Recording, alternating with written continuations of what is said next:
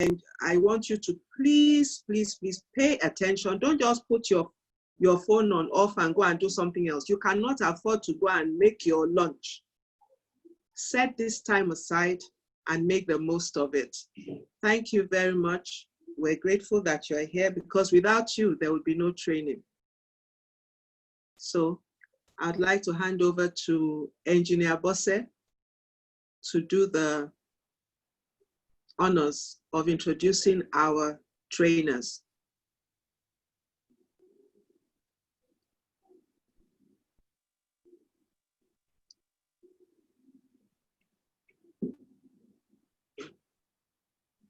Engineer Bosse.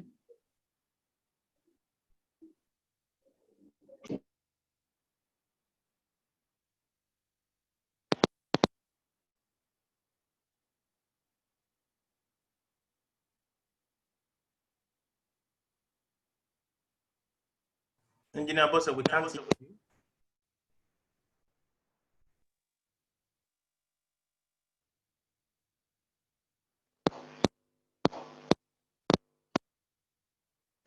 Hello? Yes, you can go ahead now. We can hear you. Just go ahead. I will work with the screen. Okay, all right. Thank you. Good morning, everyone. Thank you once again for being part of this training. I'd like to acknowledge our president, Engineer Funlola Ojelade, FNSC, founding members, fellows, and elders that are here on this forum, national expos, and all participants. You're welcome.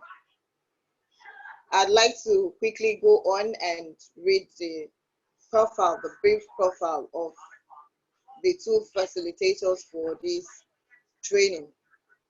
I'll start with Engineer Uju Okusobu.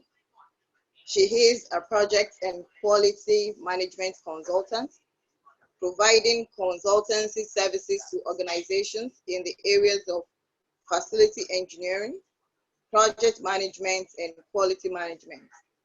She has over 34 years engineering experience, 26 of this in the oil industry, with the Shell Petroleum Development Company, a large multinational oil and gas company. While with Shell, she worked in various capacities as design engineer, facilities engineer, construction engineer, and quality assurance and control engineer. She has expertise in facilities and pipeline engineering, project and quality management, and contract development and management. She retired from SPDC in 2014. She is a qualified lead quality management systems auditor, ISO 90. She is a mechanical engineering graduate from the University of Lagos. She is a member of the Nigerian Society of Engineers and a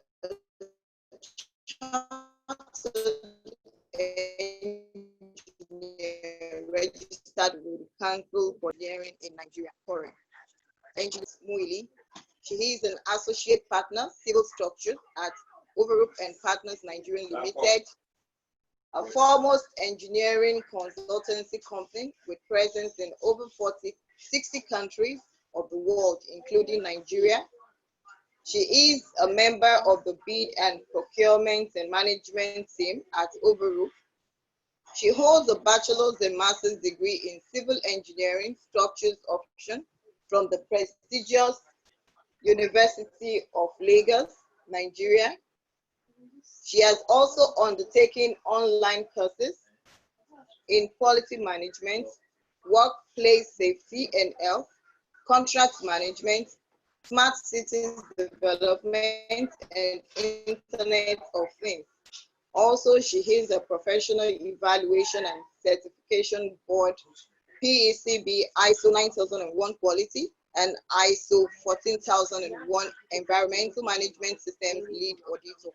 She has worked on many exciting multidisciplinary engineering projects, including urban renewal, city planning and resilience, and a spot a seat in this terrain, thereby expanding our horizon within and outside the shores of Nigeria. Our experience includes over 7 years of specialized performance-based road delivery projects in Liberia and unscheduled supervisory role in Ghana. I present to us Engineer Uju Okusogu and Engineer Nimot Muili. Thank you.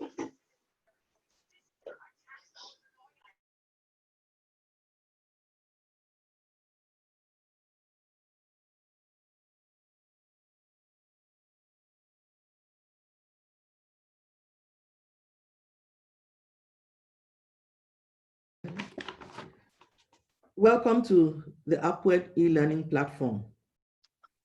Thank you all for subscribing to this training. We really appreciate. And thank you to the president of APWEN and the executive for giving me this opportunity with Engineer Nimot to carry out this training. I'm Engineer Uju Okusogu and my co-trainer is Engineer Nimot Muili. Between us, we intend to make these 2 Saturdays an enjoyable and informative experience for you. We hope that by the end of the 2nd Saturday, you will have a firm grasp of how to respond to requests in whatever format they come in, and be able to put together a professional bid package. I hope you were able to look at the taster questions. And since we want this to be an interactive session, can you please put yes in the chat box if you responded to the questions?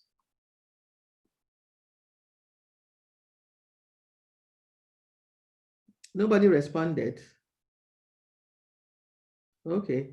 Thank you. Thank you very much. The one in the, yes, thank you. Thank you very much for responding. Now, another question I'd like to ask before we continue. Did anyone get all the questions right? Ooh. Well, it doesn't really matter. If you did, well done. If not, not to worry. At the end of this, you'll be able to do it. If you have to do it again, you'll probably get it right. So let me now share my screen. Sorry.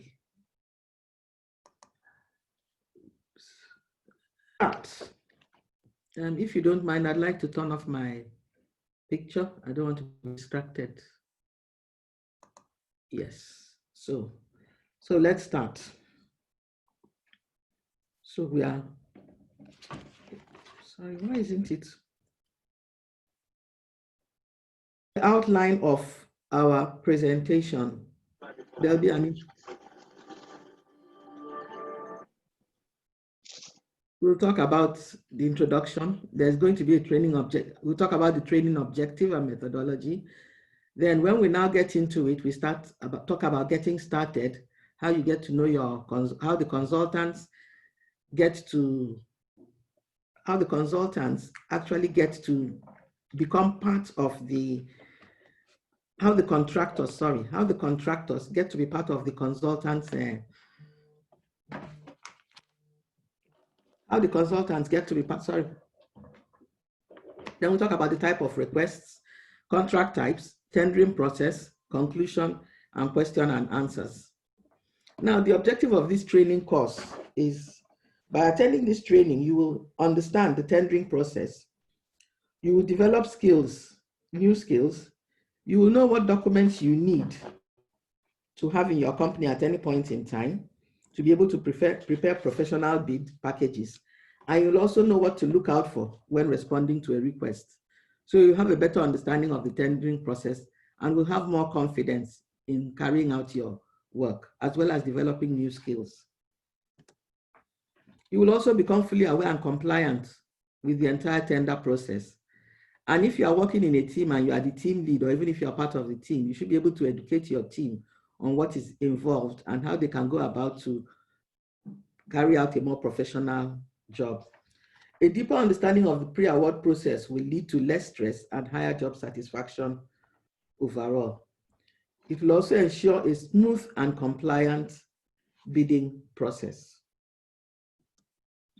Now, this training will be in 2 parts, in the sense that the issuing entity, who is the client and customer, will see it from their own perspective. And at the same time, the respondent, who is the consultant and contractor, who is trying to get work from the client or customer, will also try and see that you can see it from their own perspective. So try as much as possible to look at both sides as we move along. In some cases, it will only be the consultant's area that we'll look at. For others, it will be both of them. The presentation will be over a period of 2 weekends. The tools that you use when you are preparing bid documents is just basically the Microsoft Office package. You use Word to do all your typing. You use the Excel spreadsheet for all your cost estimates. You use the project, PowerPoint and project, MS project, to prepare your schedule, which is a very important part of the work. And you use PowerPoint when you have, and Visio, if you want to prepare organograms and flow charts and flow sheets. So the packages are packages that are available that we all use in the office, but maybe not as fully as we expect to use them. Now, getting started at this point in time for today, we'll talk about the types of requests, we'll talk about the types of contracts, and then we'll also talk about the tendering process. To start off now, at this point, I will hand over to Engineer Nimot to take us through the first phase of this training.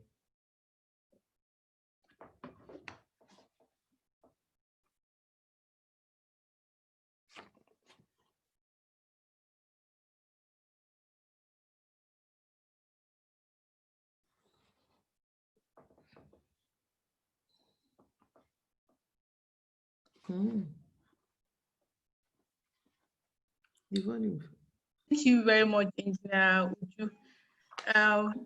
My president, good morning once again, and thank you very much for this opportunity. All APWEN past president, National Exco, and my dear BESCOM committee, Engineer and our chairman, Engineer Mrs. Kadri. Thank you very much for the opportunity. Without much ado, I'll take us through the introduction of this session by telling us more about what Engineer Uju have told us. So basically, for organization or us as individuals to succeed in whatever we do, we most times go into a form of commercial transaction, which could be either any forms of buying or selling or provision of services. And we do this by either engaging a consultant or a contractor, or we also providing the same services or the same, supplying the same goods or services to whoever needs it. So the role of a consultant or a contractor is vital to the success of any project. So I understand that we have a cross-section of participants in this training. So irrespective of whatever projects you want to do, having a well-structured bidding process is very important if you are requesting for a bid or if you are submitting for a bid, because they help us to predict the economic and the most viable option for the project.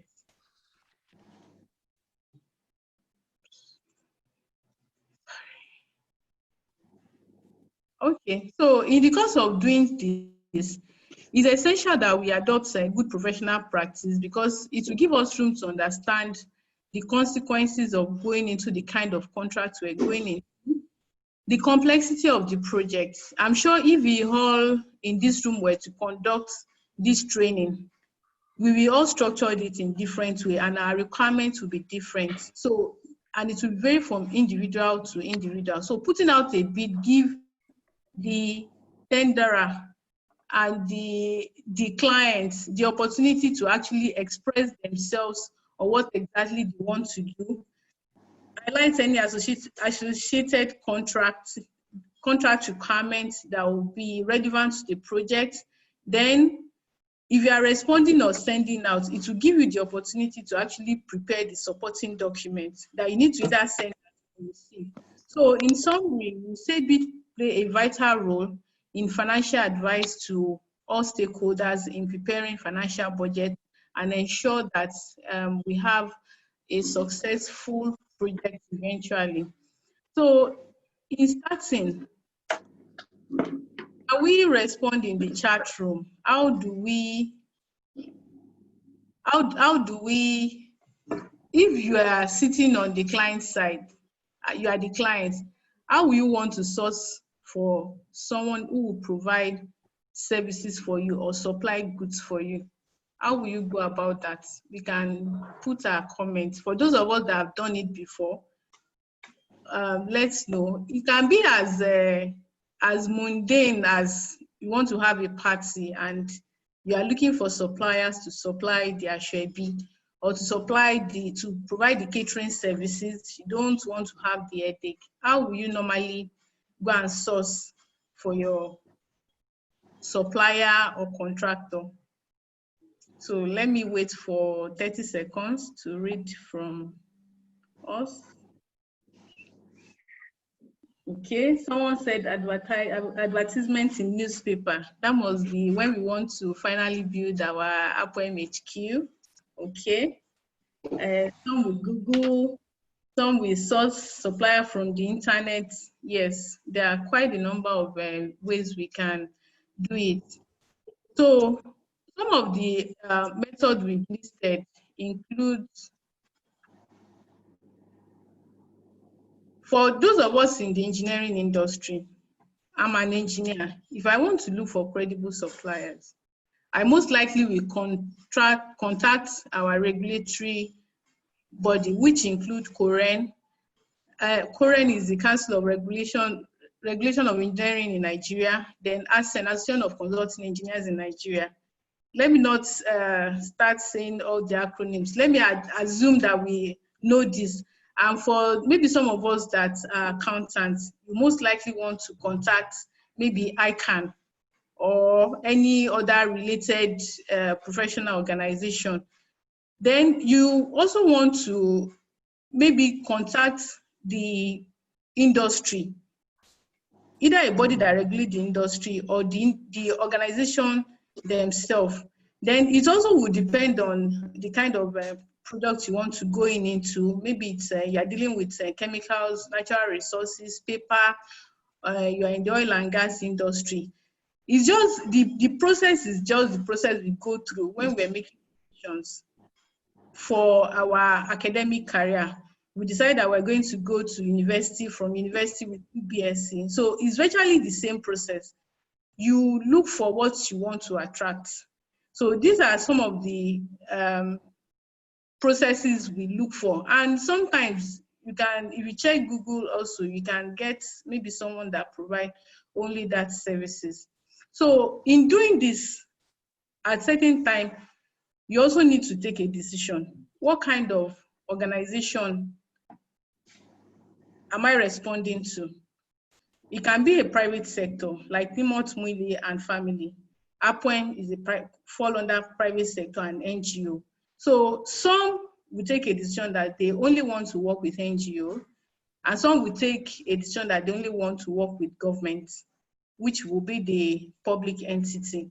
So at various stages, when you are setting up your organization, when you are responding to be, these are decisions you need to make.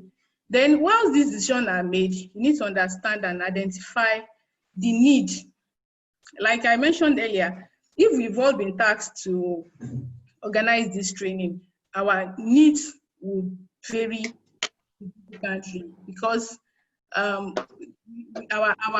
specific need will vary. Like for instance, I wear scarf, someone wear wig, and it might be part of their requirement. So you will need to understand what the specific requirements are. The specific requirements for people in production, for instance, is different. They might tell you that whilst we want to execute this project, we want our factory to run at maybe 50% capacity, or we're going to shut down a particular part of our production so that you can do your project within this period. So we need to understand that and ensure that whilst we're responding, we have that capacity and capability to deliver. Then sometimes projects are done for investment purpose. So findings of, okay, it must be smooth, it must be grade A office might not really matter to the client because he's going to rent it out, and eventually when the tenants move in, they're going to also still do their own finishing. So for him, he will not want to waste money in that. Then this could be maybe potable water supply that will be for sale, that will be for bottling.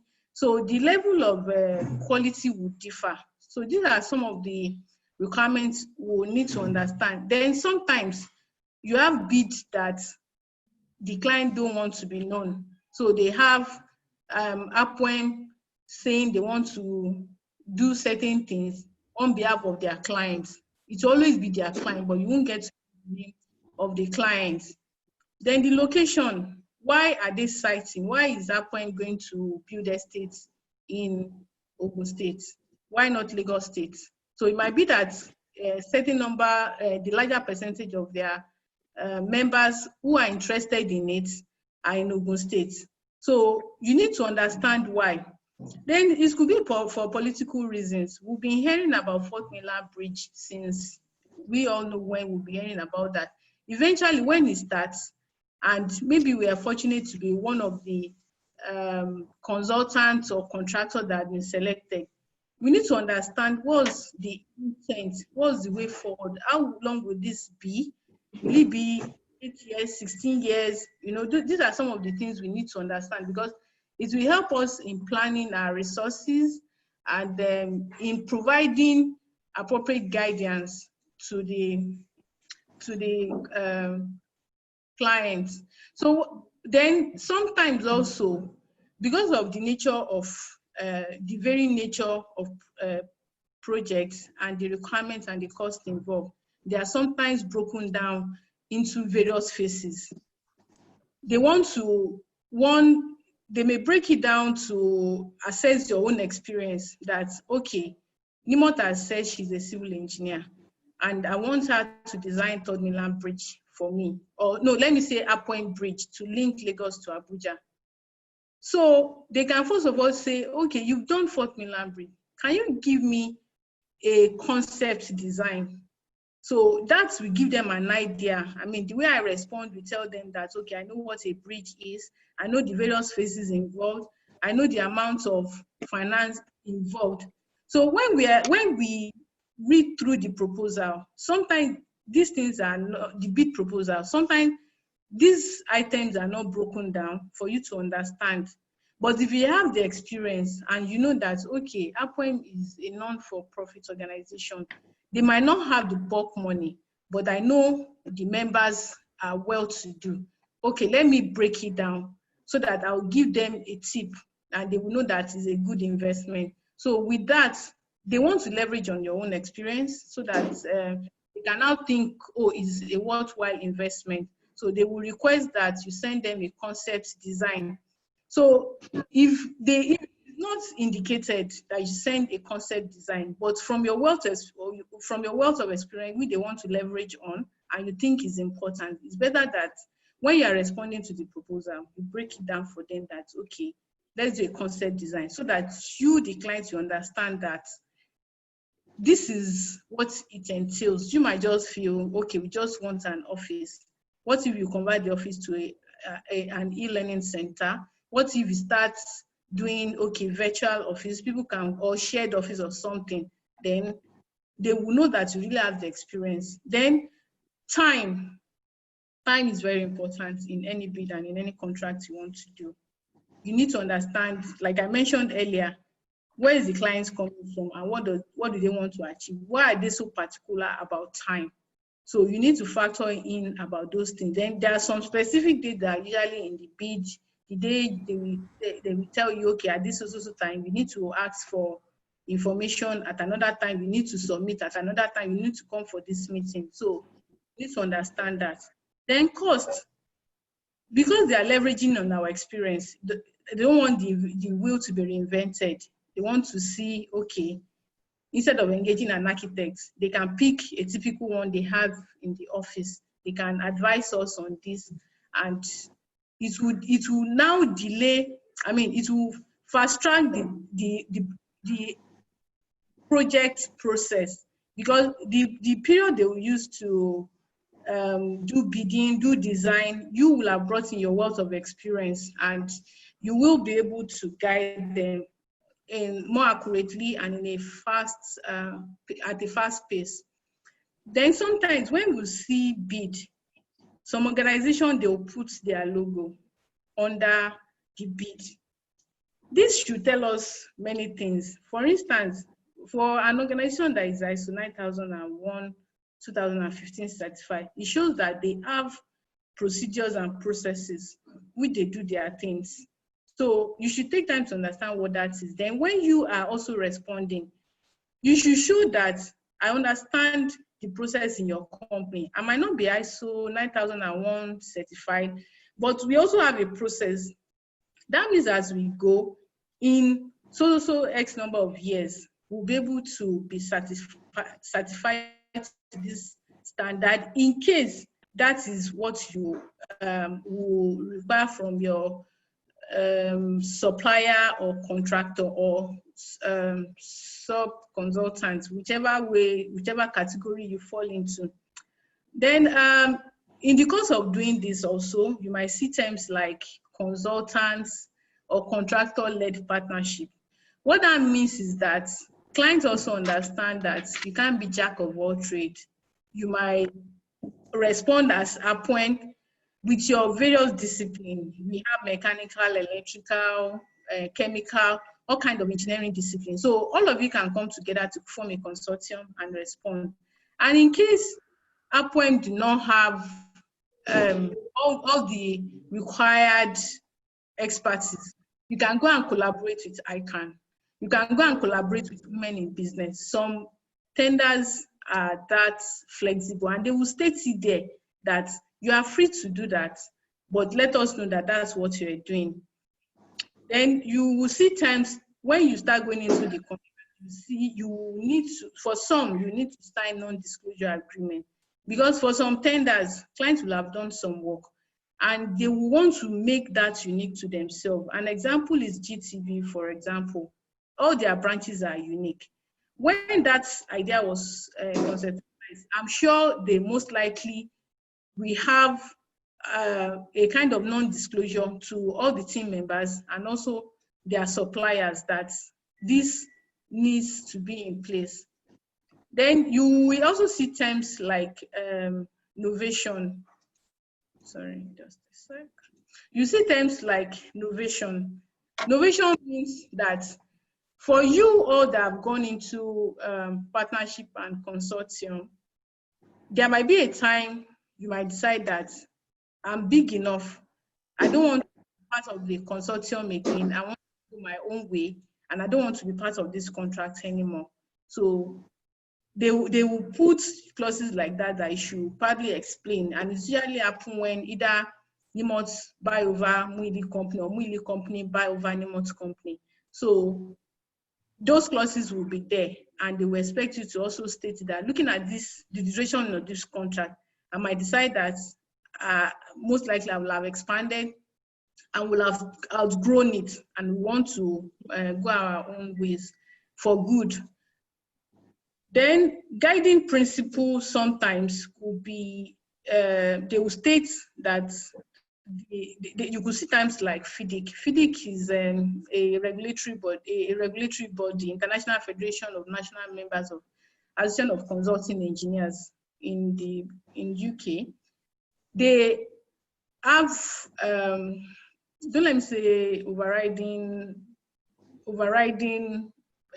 law, but I mean, just the way we collaborate with other regulatory organizations, they are there to support contracts, mode of contract. They are consulting engineers, but they have principles that supports all engineering contracts.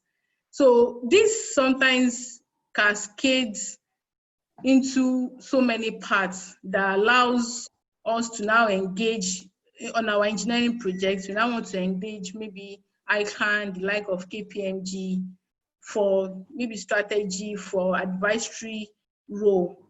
So you will see all that. You need to understand what the requirements are, and that will make you to understand the complexity of the project. So some of the FIDIC books include the pink book for those doing construction. You have the red book, that's for building and engineering works. You have the yellow book, which is for basically MEP. Then you have the silver book, which is for when you want to do a project that is turnkey. We'll get to define that also. So when you see invitation to tender, what is the next thing to do? Can I get some responses in the chat box? When you see invitation to tender, APWEN is constructing estates in various parts of the country. What would be the first thing you want to do as a contractor or a consultant?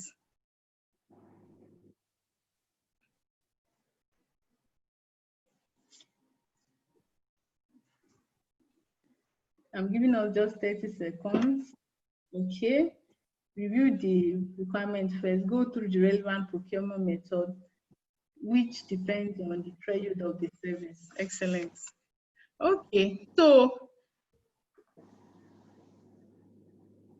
let me hand over to Engineer Uju to actually take us through the various types of requests that you will see and how you want to go about it. So when you see the various type of requests, then you can take your decision. So I hand us over to Engineer Uju to continue from here. Thank you.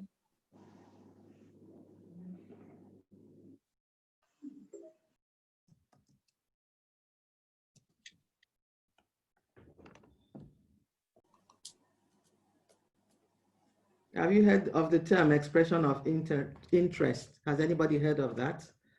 Or pre-qualification questionnaire? Have you heard about a request for proposals? Do you know what they are? Okay, that's nice. A lot of people seem to have an idea. Do we know what requests for quotations are? Okay, yes. And then what a request for tender is. Okay. So thank you, Engineer Nimot. By now, I expect you all to have an understanding of your role as a consultant or a contractor, and also how to get into the client's contractor database. Also an understanding of your client's needs and why they want to execute their various projects. So let us now move to the next stage, which is the requests. From what I can see, a number of people seem to have an idea what these requests are. So it's going to make my work much, much easier than I thought. Now, an expression of interest is you, the contractor, telling the client that you are interested in bidding for his works. This is usually used for large government projects where you are likely to have a lot of bidders, and it is always in the public domain. The buyer, in this case, the government or the private organization, is requesting the supplier or the contractors, which is you in this meeting, to express an interest in providing goods and services for a project. The request for an EOI, usually when they send out the request, it usually contains the client details. That way, you get to understand and know your client, which is what Engineer Nimot has already talked about. You're trying to understand and know your client. So you get to know who you are dealing with and what they are thinking of. There's usually a project objective stating the business case for the job. For example, we want to put out flares in Nigeria. That's a project objective, and that states the business case. Or maybe we want to provide electricity to a particular locality. That's the project objective. The scope of work is defined, and then the requirements that the client expects are spelled out. So the contents of an EOI or pre-qualification questionnaire, when it comes out in the public domain usually has the client details, the project objective, the scope of work, the requirements to be considered for the works, and the output specification. Now, does anybody have any idea what kind of information they'll be requesting for in the requirements? Any idea? A yes or simple yes or no will do. Start typing all the details. For an expression of interest, does anybody have an idea what the requirements to be considered for a job are? Okay. When replying to an expression of interest or a PQQ, the requirements of the clients are addressed. The basic requirements are the legal requirements of the country. There are actually four. The legal requirements of the country, the contractor capabilities, both financial and technical,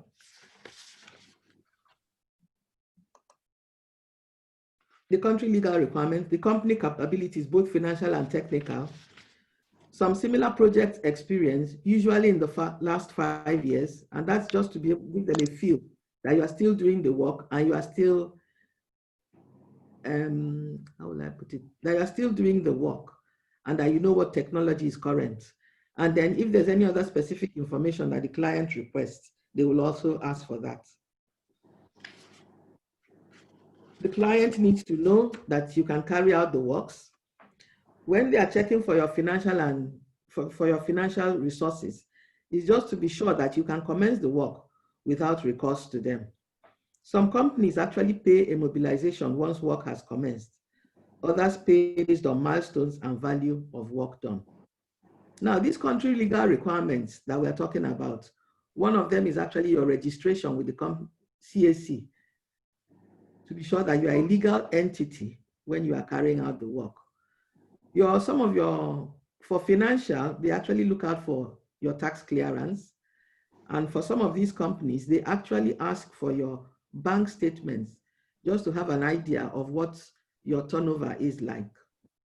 For technical, at times, they request to see your staff, your staff competence, to know their level of competence and what kind of project they have carried out in the past. That gives them a feel for the kind of people you have. Let us now look at some examples which we picked up from the public domain.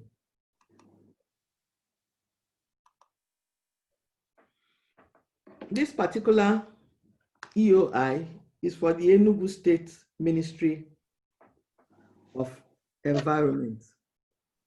The project objective is to mitigate against erosion using funds from an international development association. If you look at where my cursor is now, this is the background that actually tells us about the state and why they want to carry out the project. This is the objective. And then here, they are now talking about the consultants that they want to hire. So they need two sets of consultants. For the phase one, they need consultants for detailed engineering. And for phase two, they need consultants who will supervise the construction works. Now, when you are submitting the expression of interest, there are specific information that they are asking for, which we've already talked about. We've talked about the legal information. So they are asking for example, here, evidence showing the field specialty of the firm, that is the consultants. Then evidence showing that the firm is a legal entity, that's your certificate of registration. Evidence also showing the technical and managerial capacity of the firm in the field of assignment. So if you are going to be carrying out erosion control works, they need to know whether you've done erosion control works before, and then to what level have you done it. It's not just doing erosion control works in a small area. They want to know whether you've been able to handle bigger jobs like gullies and all that, managing all that. Then they want to know amongst your staff, how qualified are they outside the company? Because at times you have, with high turnover of staff, you find that you might have the jobs have been done by the company, but in actual fact, the staff that carried out the job have left. So you have a new crop of staff who don't even have the experience, but then they are pre-qualifying or expressing interest based on previous jobs that were done by the company. If you now award, qualify them and bring them forward, you will have a problem. So when you are submitting such, make sure that your people are qualified. And then from the side of those who are preparing the bids, review the experience, not just as it is, but review it in line of the work that needs to be done. So at the end of it all, most of the time, you are usually given a website where you can go and log into to get some more information before you can prepare the bid. In this particular case, it's the World Bank that is actually providing the funds for this project. So you give a link, you go there, you check. If you meet the other extra criteria, which will be part of what you see on the website, then you put in your bid, you put in your expression, and if you are lucky, you will sail through. So basically, let's look at another one. This one is the Nigerian Content Development and Monitoring Board. I think this was sometime in 2017 or 18. The background to the project is that there's a requirement for an oil and gas park that will eventually become a regional hub, a regional manufacturing hub in Odukpani in Cross River State.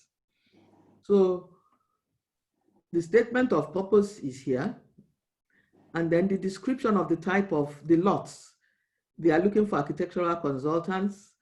They are looking for civil structural consultants. They are looking for mechanical, electrical engineering consultants. The design has already been done. So they are just looking for consultants to manage the works. Now, conditions for eligibility, they call their own conditions for eligibility. We still come back to the same set of rules: legal, technical, financial, bank statements and audited reports, and evidence of work done. In this particular case, they've also added that they want to see your HSC policy manual and your QAQC policy manual.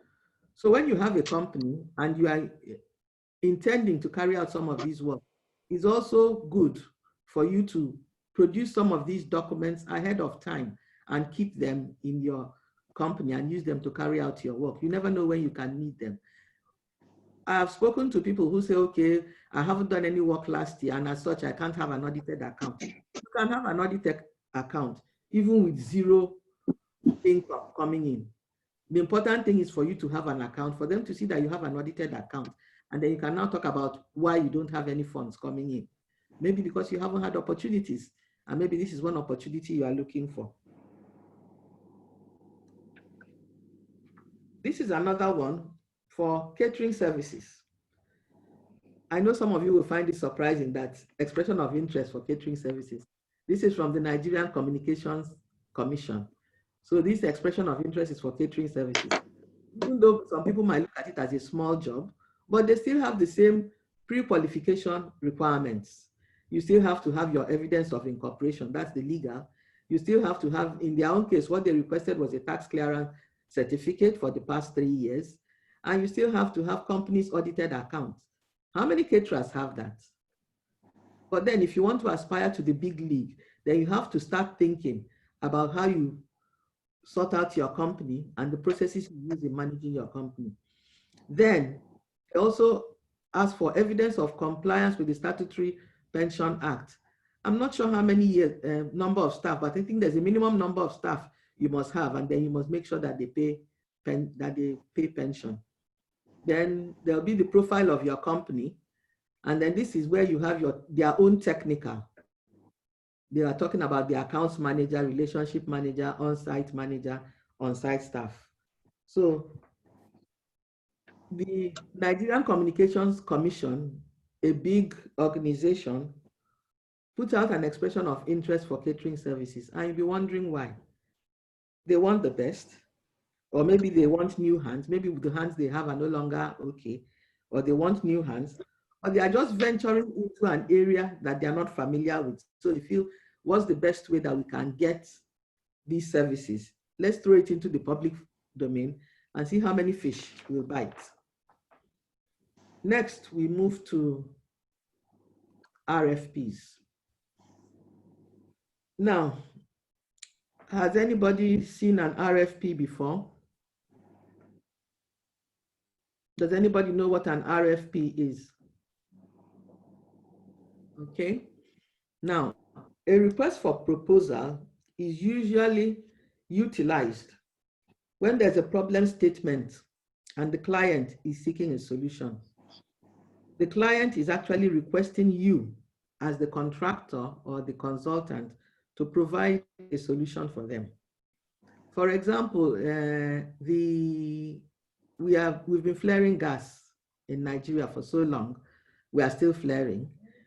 And DPR has suddenly come out and said, okay, they put out an RFP asking, can people give us proposals on how to harness this gas and use it to provide something, provide a product, a useful product.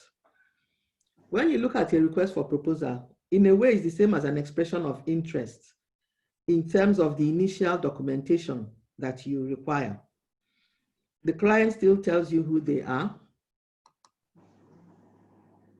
They still talk about the project business objective and business case, but then there are specific technical details or requirements which they might want.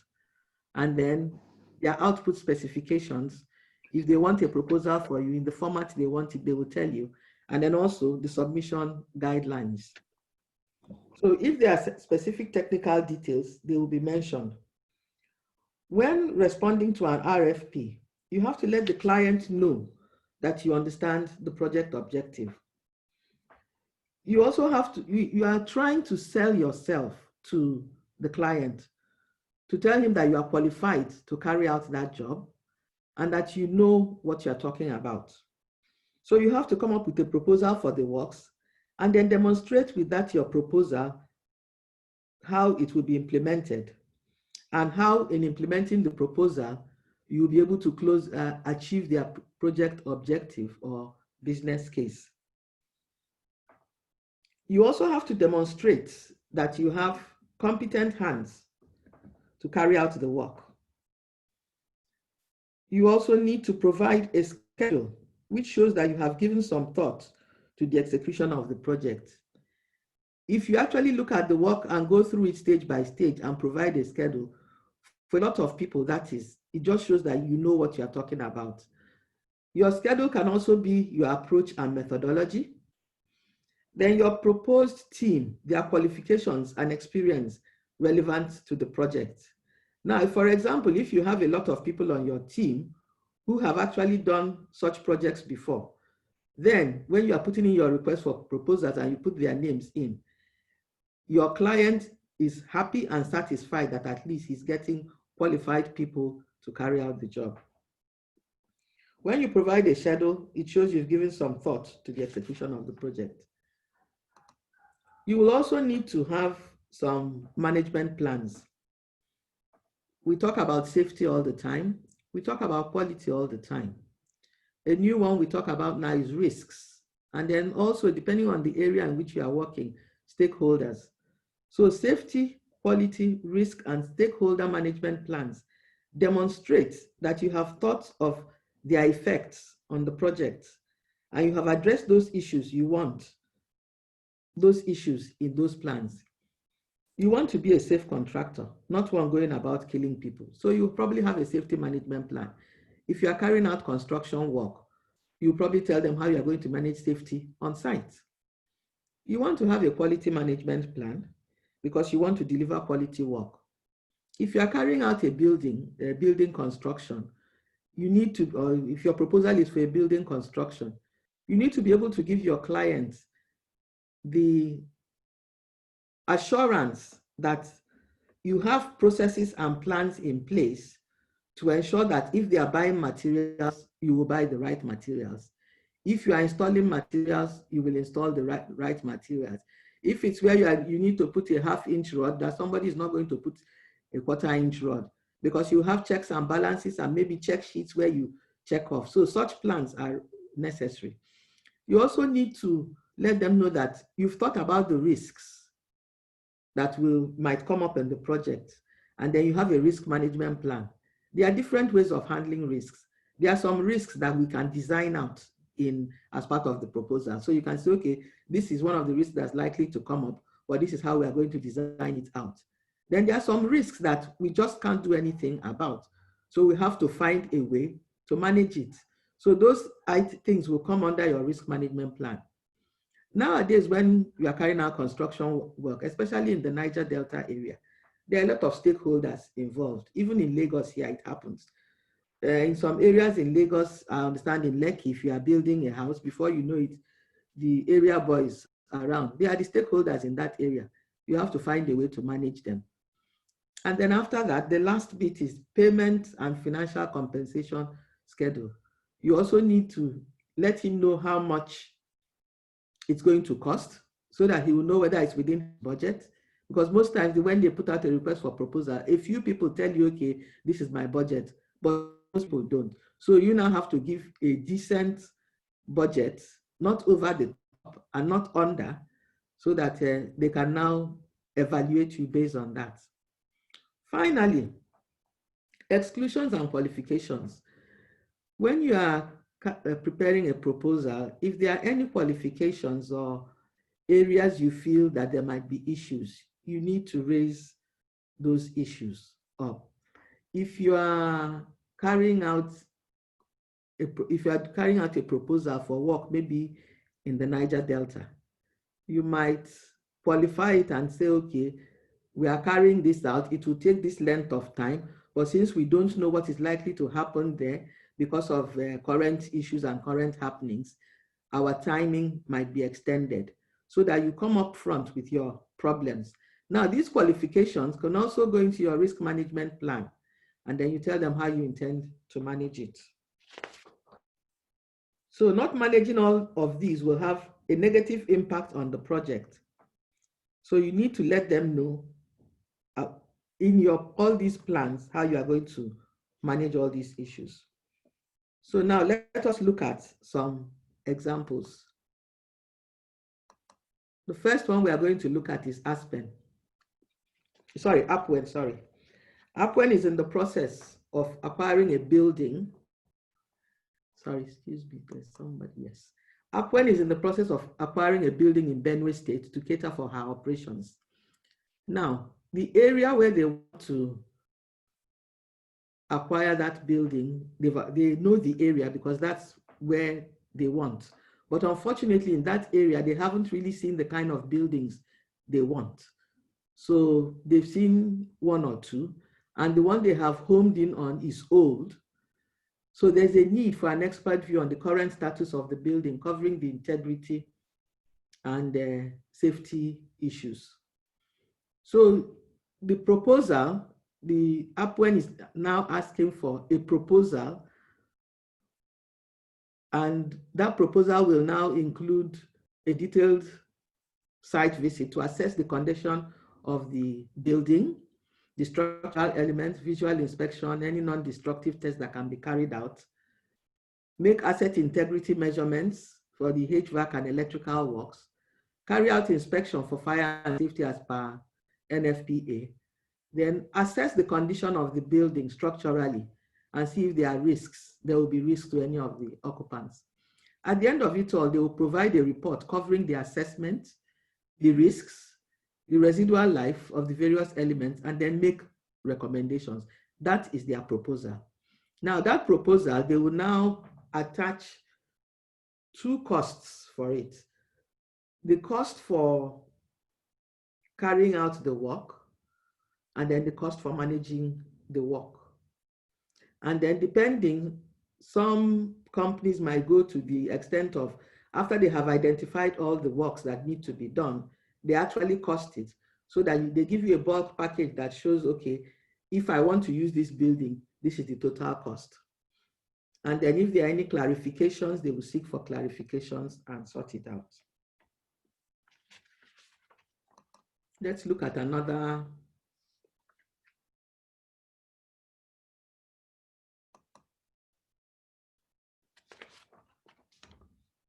Now, this one is from the Department of Petroleum Resources.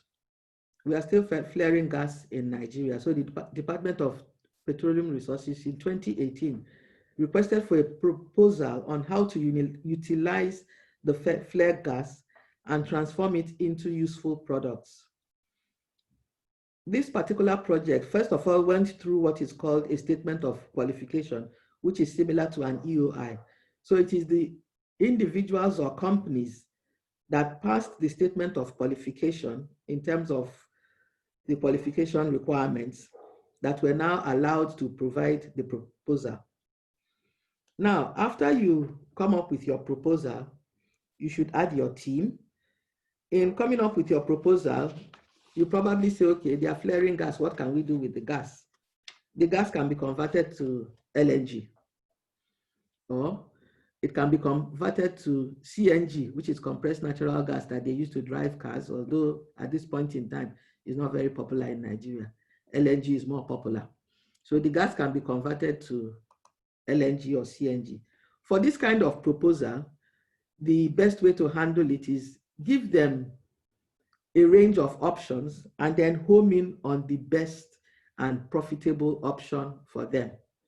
If you do that and show it to them, you are likely to gain more points than someone who just submits one proposal, unless that person's proposal is much, much cheaper than yours. Now, when you are submitting your proposal, you add your team, the schedule, and then the management plans, including the commercials. So at the end of the day, you will explain to them how the proposal in detail will achieve the objective and how much it will cost, and also talk about a schedule, how long it will take to implement.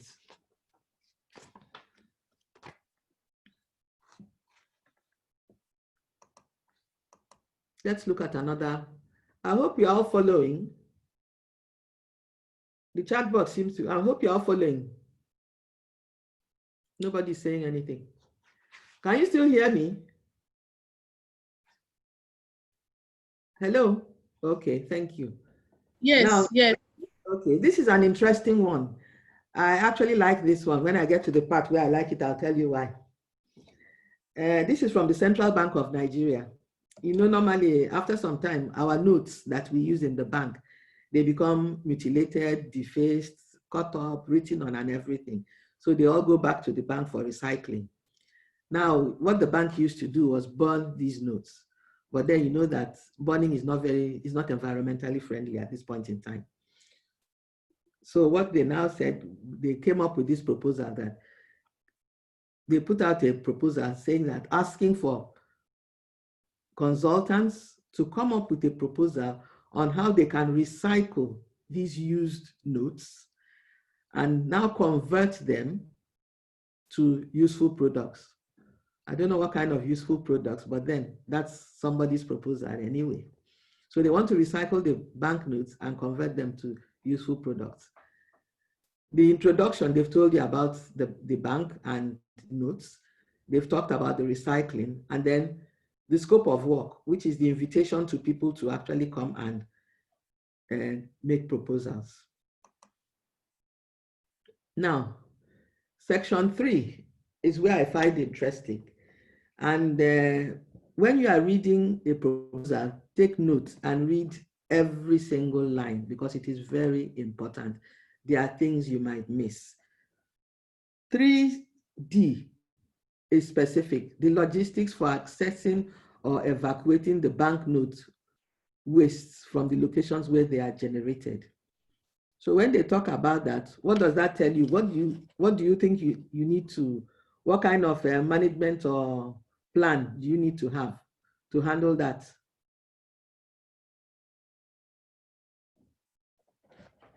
Okay. Nobody wants to say anything. 30 seconds. Okay. Now, what it means is that you should have a logistics plan. No, logistics first. Okay, vehicle. Somebody has said vehicle security. Thank you very much. So you need to have a logistics plan on how you move the money. Yes, I like this one, bullion van. So you can use a bullion van to move it. Then E, compliance with health, safety, and environmental standards. So that tells you that safety is important to them.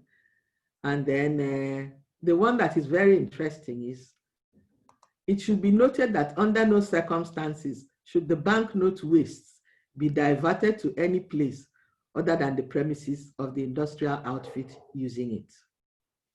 So as part of your logistics plan, somebody has already said something about security.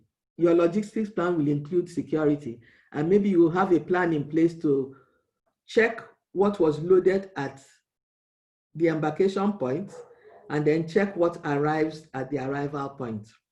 Now, this particular RFP, in a way, is a combination of an RFP and an RFQ, because they now have the mandatory requirements in section 4 here, which means they didn't have an RF and they didn't have an expression of interest.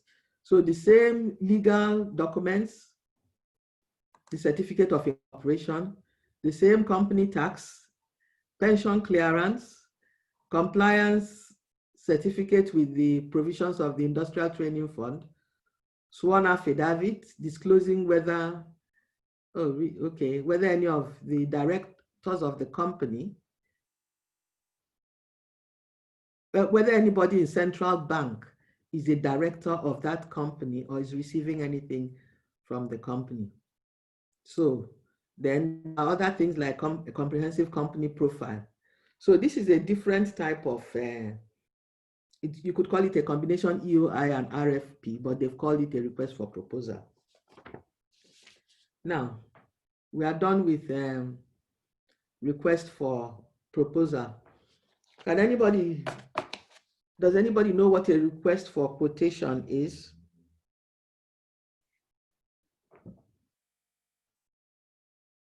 Does anybody know what a request for quotation is? What? Okay. Okay, I like that, quote on items. That's good. Okay. So let's move on.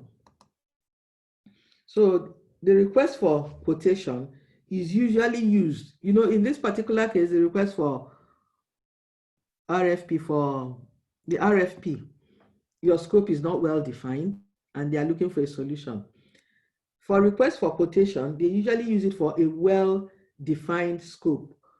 Your scope has been defined, your design has been completed, you have your bill of quantities, and then you now package it and ask for a request for quotation.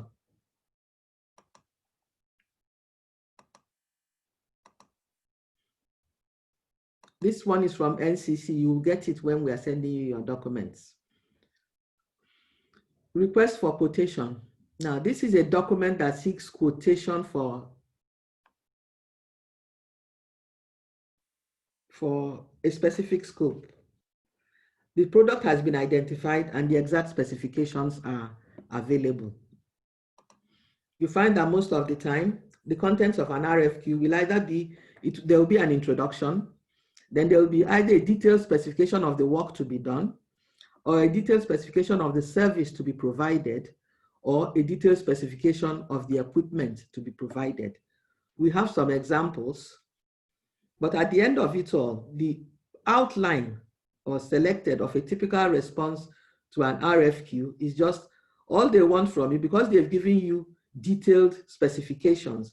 All they want from you is a schedule of prices and a project schedule, because they've done all the work for you. So let us look at some so you can appreciate what it's all about.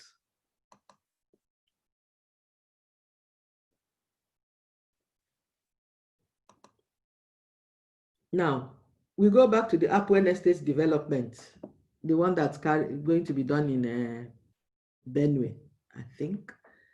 Now, for the design phase, these are discrete items of work. There are 5 items of work, fully defined so that you know what is in each item. The first one is design services. The second one is all required permitting services through consultant professional fees. The design consultants will know what they are. Then there are some required geotechnical services, including geotechnical investigation and supervision of geotechnical works, prior to design works, because none is available. Then the design management through contract management services, and then the landscaping. For such, the duration has been issued to the contractor. So all that is being requested of him is the rates. So if he multiplies the duration with the rates, he will come up with his figures, and then he will come up with a design subtotal. So the design services, the duration is 6 months, depending on how they calculate. They have their daily rates or weekly rate or hourly rates that will go in here. That will be defined in further detail here. If it's not defined, you need to let them know that these rates are for day or hour, depending on how the work is going to be done. So when you put in all those rates and multiply, you will come up with your design subtotal. The construction phase, which is the second phase, you have your project construction manager. You have your resident. This is all for personnel who will be supervising work on site. So you have your project and construction manager who visits the project site twice a month. So if the duration is 6 months, then you need to estimate how many visits he's going to make. And then based on that, you give them a rate and then estimate the number of visits per month and then come up with the figure here. Same for the resident engineer, same for the resident architect, same for the mechanical engineer and the resident electrical engineer. When you've put in all these rates here, then you come up with the total figures. You come up with the figures and you come up with your construction subtotal. When you total the two, you now come up with the final cost for the project. Now, something that we haven't talked about is milestones. We'll be talking about that next week in detail. Who is scratching across my screen? So you define milestones. For contractors, please, these milestones are very important. We are going to discuss it next week, but just take note that these milestones are always tied to payment. So you should agree with your client on the milestones, because that determines how much you are going to be paid. If your first milestone you are asking for 80%, he's probably not going to listen to you, because the milestone is tied to design fee after kickoff meeting. There's no way he's going to give you 80% for that. But at the same time, if your client is asking for 5% here, you might ask him to increase it a bit, because 5% is not going to get you anywhere until you finish this other job to collect the 25%. So suffice it to say, milestones are the basis for payment and should be agreed upfront with the client. Let's go to the next type of request. Another example. Now, nowadays, everything is being done, a lot of things are being done online. So there's an online RFQ platform. For that, I've not done one before, but it's software-based, and your client will explain to you how it works. And the reason it works well is because the work scope has been identified and is specific, so they can work with it. So you'll be taught how to use it. And then if your client is going to use this method, you can work with it because the work is broken up into discrete elements. Next one. This is a request for quotation. It's basically for purchase. So the work scope has been defined. They want materials, and the specification of the materials is there. So at the end of the day, you just put in your costs by the side, multiply, and you get your final cost, which you can submit. RFQs are usually easy to handle. Now, this one is for the International Organization of Migration. It's an RFQ, and they are constructing showers and toilets somewhere in Borno State. And the level of detail they've gone down to is the bill of quantity level. So they've gone down to the extent of the quantity of nails, roofing nails, hinges, locks, all those items. So again, just put your quotation costs rates at the side, multiply, and you come up with your final figure. Now, in the oil industry, what RFQs are usually used for is for equipment. For example, if you award a contract to a big contractor, say the likes of Daewoo or HHI, and maybe they are building a gas plant for you, or for example, on a pipeline, you have a pumping station. In the pumping station, you probably have pumps. They will carry out the design for the pumps, and then after carrying out the design, they will now raise an RFQ, request for quotation, to different manufacturers of pumps and ask them to quote. They've already done the design. So this basically is the information they are going to give to them, the responsibility of the vendor, the units of measurement, the kind of data, the environmental data. Temperature in the tropics is different from temperature in Europe. So if you design your pump for the European temperature, it might not function efficiently here. Technical requirements, what is it pumping, at what pressures, then down to painting, type of painting, preservation, and preparation for shipment. We currently do not manufacture pumps. Then they'll give you the guarantees. So all these will be in the RFQ. And once they've finished and you've looked at it, they've looked at it, that's the equipment manufacturer. He will provide a schedule of prices and the project schedule. So basically, at the end of the day, your RFQ is just schedule and prices. Those are the two items that you need to handle there. And I think that's the easiest type of bid to work with. Now, the last but not the least is the RFT, request for tender, or called the invitation to tender.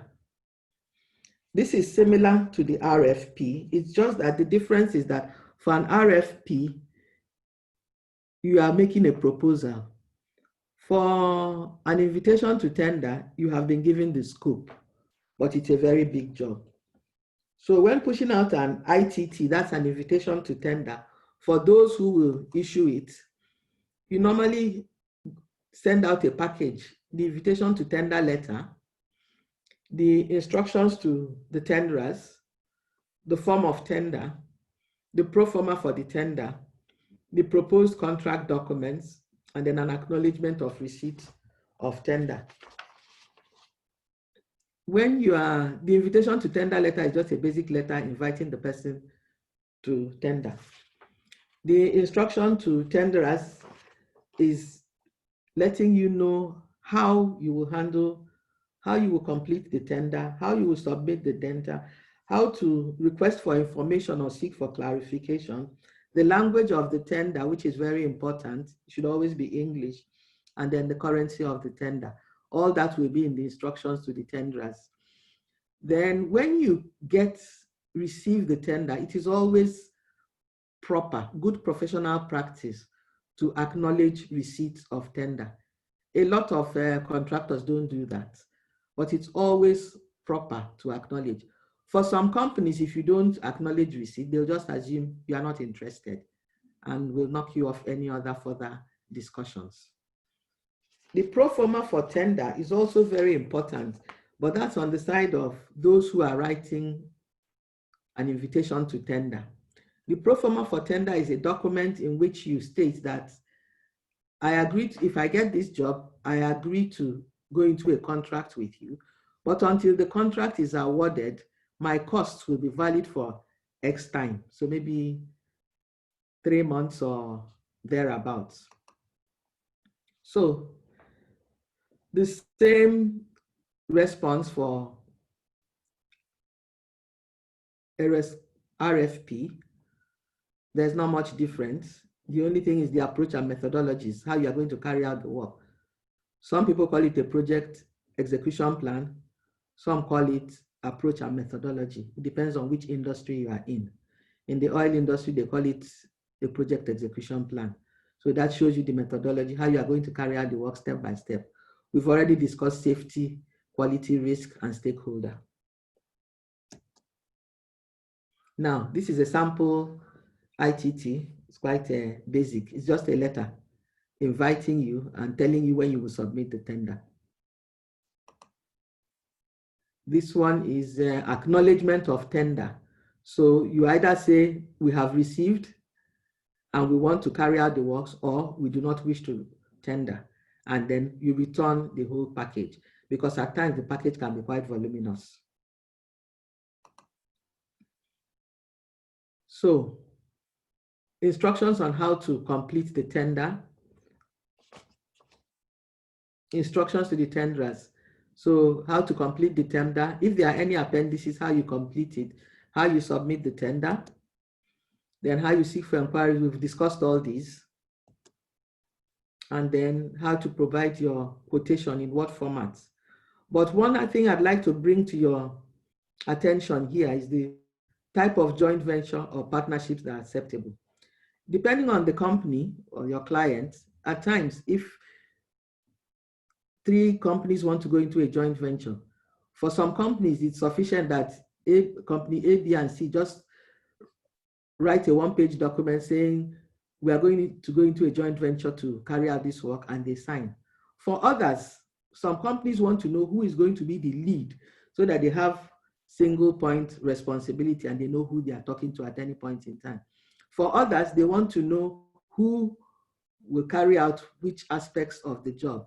So normally, if you are going to go into a joint venture and you are not told the type of joint ventures, I'd rather err on the side of caution and do a detailed joint venture or partnership stating who does what and how the joint venture is going to run. This one is the pro forma, stating that they will hold the bid open for 90 days. So that will give you enough time to evaluate, enough time for the bids to be evaluated, and at the same time, the price will not go up. Because if this figure is not here, for the person preparing the bids, you might decide 6 months, 3 months down the line that, okay, I'm ready to award.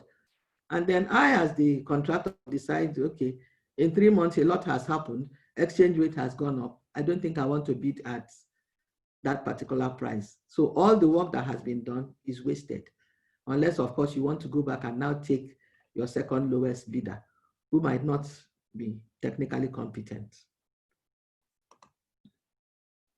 So, can we have a 5-minute break, please? And then after the break, Nimot will come back and talk about contracts and contract management. Thank you so much, Engineer Uju and Engineer Nimot. It's important that all the participants stand up, walk around. We all have to be conscious of safety, health. So if you just take a break, 5 minutes, walk around, not just staring at a screen. We need a break. We're engineers and we understand this. Thank you. Background knowledge about this. Can we just put a short note of what we understand, what contract means? I would also like to recognize the presence of one of our founding members and second president of APWEN, Engineer Nkechi Sigwe. Welcome, Engineer Nkechi.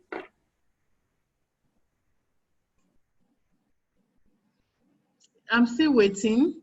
What does, can we give a short definition of what contract means?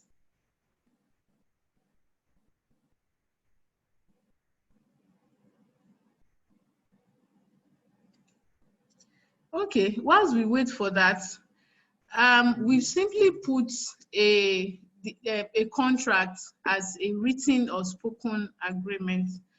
For me, I like to stick to the word written.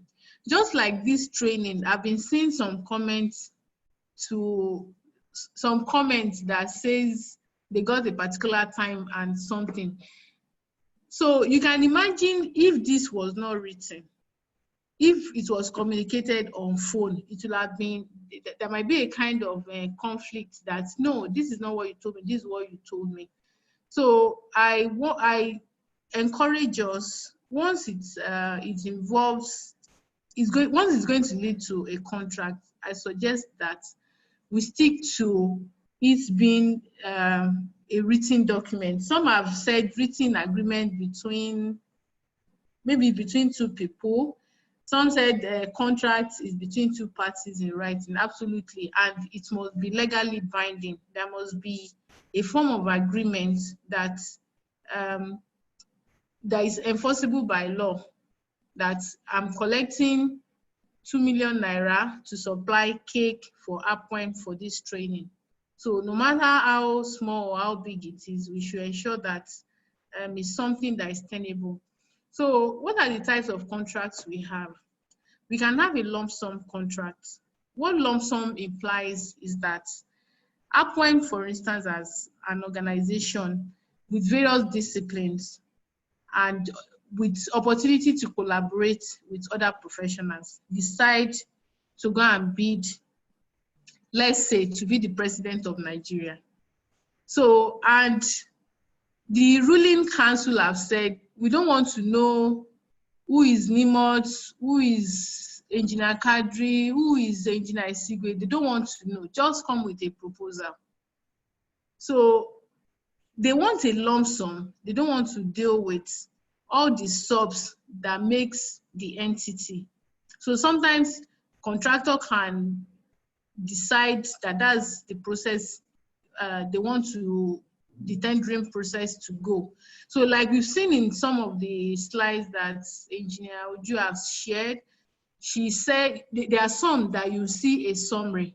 So the client doesn't want to see that. They just want you to give you a lump sum, because maybe internally they also have a procurement team or a bid team that have done a breakdown. So when you are entering into such kind of contract, it's always important that you have your breakdown, because sometimes clients might be requesting that you give them a discount. So if you are giving a discount, you should be able to know where your buffers are. Buffers are, okay, a t-shirt costs X naira, but I can still supply at X minus 1. So as the client is requesting, you can just be punching your calculator. This is where the use of Excel is very important, so that as you are applying your figures, you're immediately responding. So sometimes when you are going for a negotiation meeting or a clarification meeting, always go well prepared so that immediately you can give a spontaneous answer. Then we also have fixed price. Fixed price, I would say, sometimes is applicable with when you are doing, when you are responding to an RFQ, because the scope will have been well analyzed and defined. Sometimes the design could have been done in-house. Let's look at this training, for example. The slides have been prepared, the coordination has been done, but APWEN now decide that APWEN decide that it will be outsourced.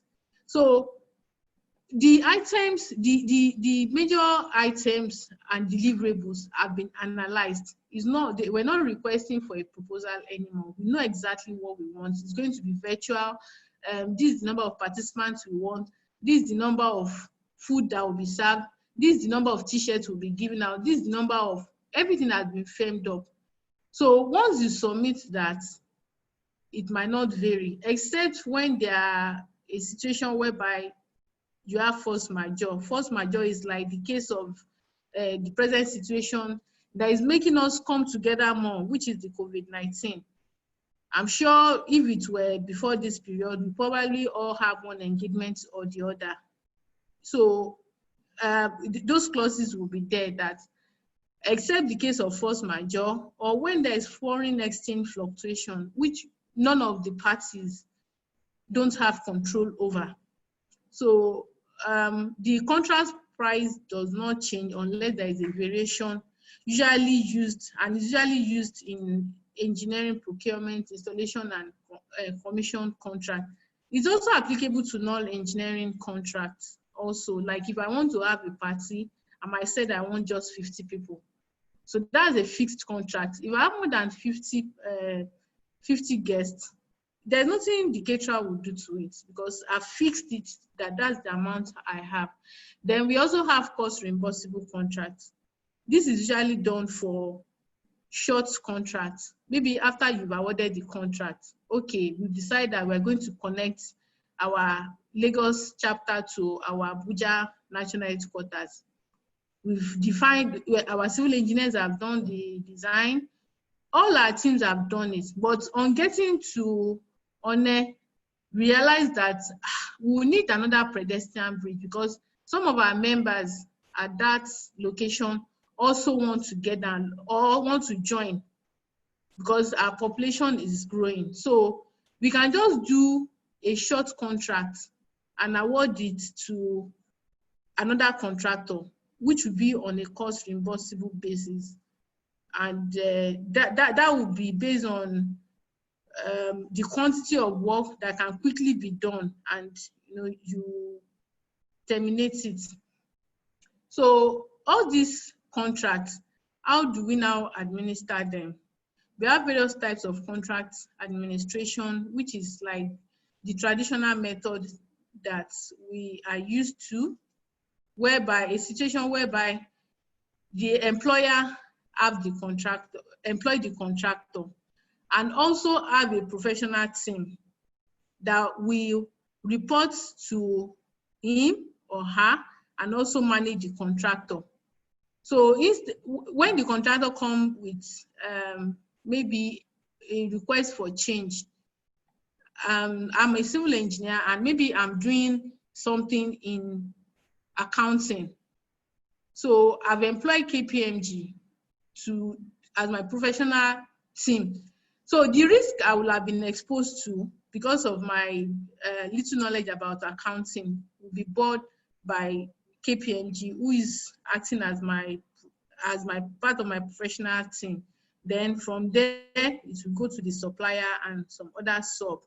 So this the traditional method that is still kind of common. Then we also have the design and build or turnkey. In this situation, the client is there, the contractor is there. Then you just have the agents, who in this case will be just advising the client and mediating between the employer and the contractor. An example of that I could say is the Lekki-Epe Expressway, where we have the concessionaire and we now have government, the client. Government may not have everything that they need to support or run that contractor or run that kind of concession. So they will have like a technical advisor or an advisory body that will look at it when LCC comes and say, okay, we're going to increase the cost of tolling. They will advise them because the contract is such that LCC, this is the right of way that you've been given and you need to turn this around.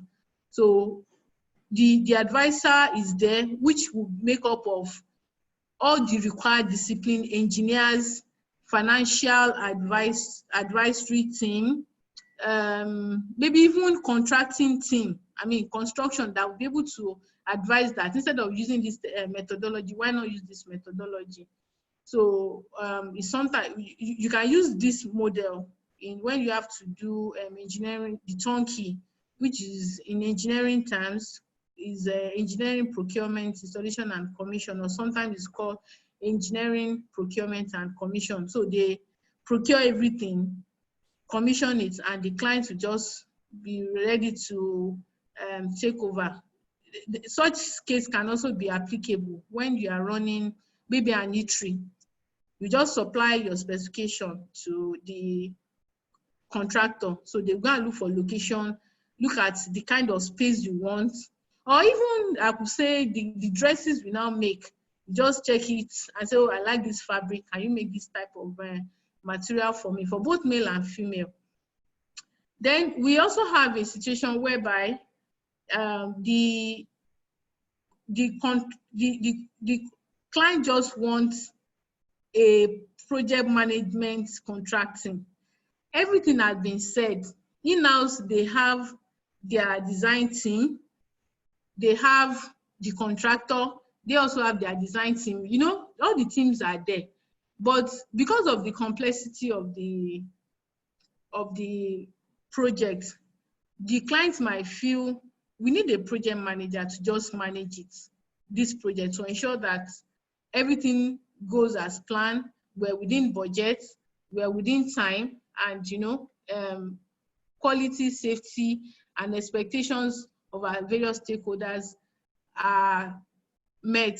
So the selection criteria includes the experience in managing contracting projects, quality, experience of the project staff, the fees being offered, because sometimes this is seen as just the icing on the cake. Then the program methodology, which they will now come after appraising the contracts. So it's just to ensure that they are responsible for the smooth running of the project. Then the construction management. This is a situation whereby the clients relate directly with the construction manager. Then you have the design team and also the trade contractor who is to execute the work.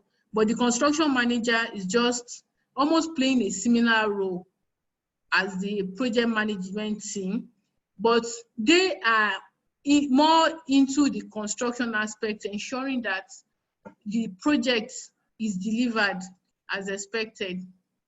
Then we have other types of special contracts like the PPP.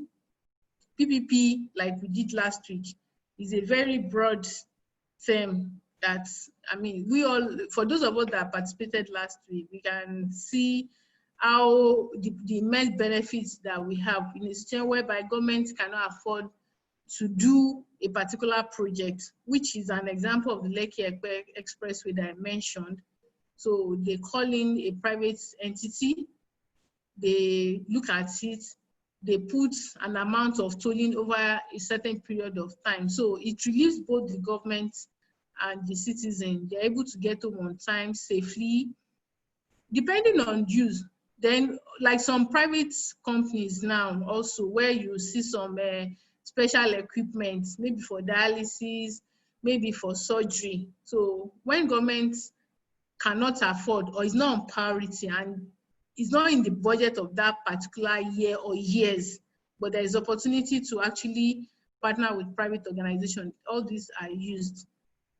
This is an example of also a kind of private initiative involvement, build, operate, and transfer. So they are there for a certain period, then they transfer it.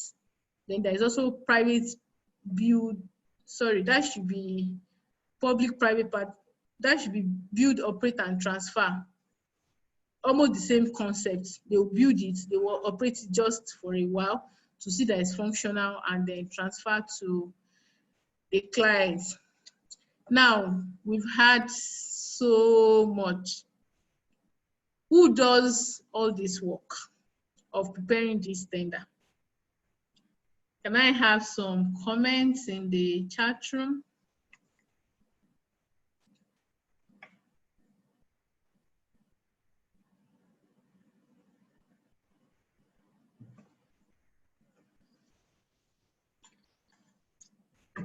I'm waiting. Okay, someone said contract engineer.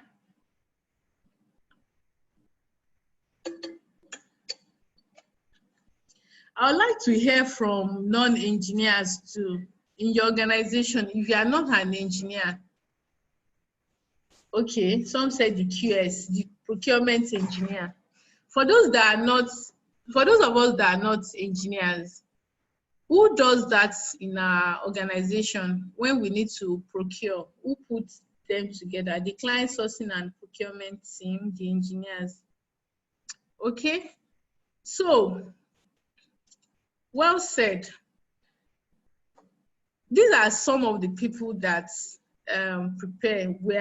Virtually all of us that have responded were all correct. We have the contract supervisor.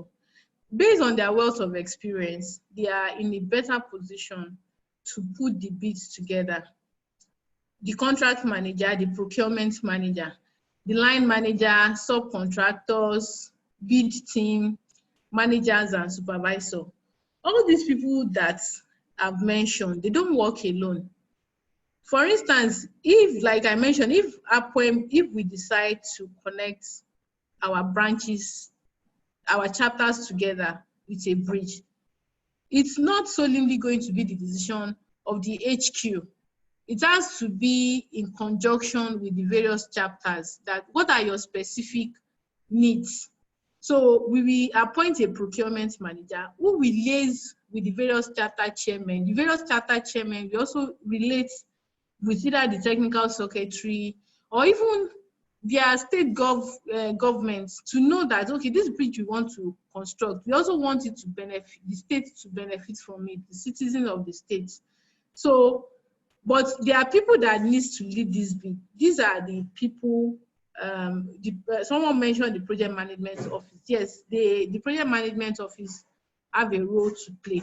So it's a collaborative effort of virtually major stakeholders. We are all stakeholders in the bid process, because the project might be something that I think will not be beneficial. So if I'm not consulted before it goes on, which the requirement also have to be put, the requirements of the end users need to be taken into consideration when putting the bids together. But these are the people, these are the few people that I would say will lead the tender process.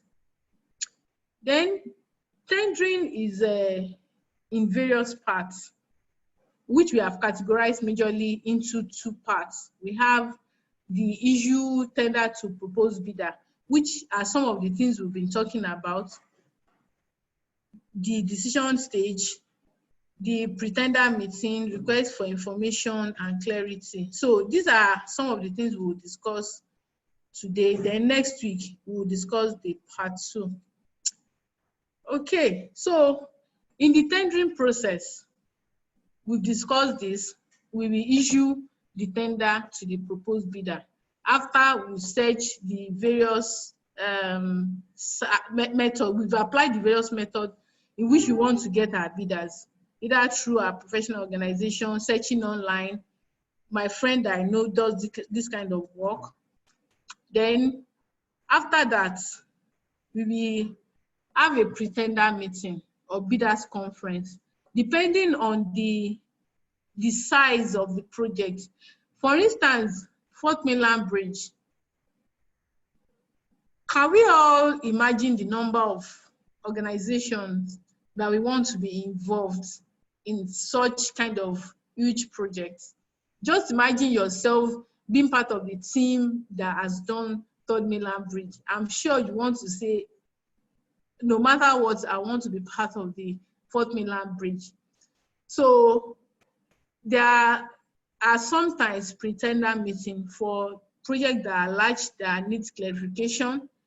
And even if they are small projects, the clients will also want to meet the contractor or the consultant to let them know that in case you have clarification, and they will also do presentation of, okay, this is what we have in mind. What do you think? How do you think you can meet it? So if there are clarification, it could be asked at that meeting, or you could send in an RFI to seek for additional information or clarification. Then tender submission. So in some of the, we've talked about this, in some of the things we'll be receiving, you see the dates for submission, how it should be done, the format, the number of copies. Then after we've gotten all these invites, what next? Are we supposed to do before we respond?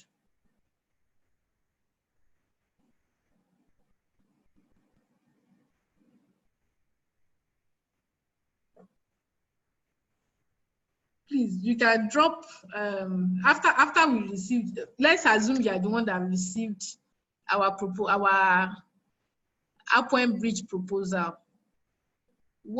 Immediately you receive it, what will you do? I think I've asked that question earlier. Prepare bid documents. Okay, someone said acknowledge, prepare bid documents, opening the tender. Okay, yes, we need to acknowledge.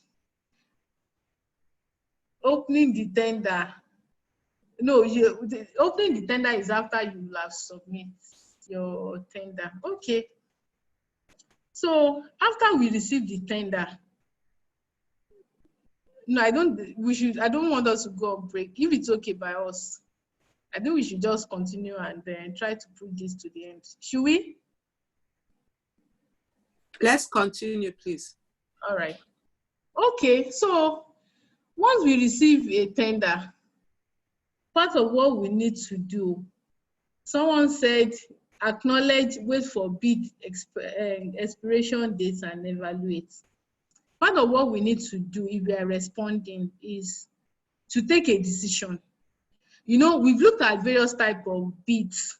We look at the one for catering, for gas flaring, for erosion, for Nimot mansion.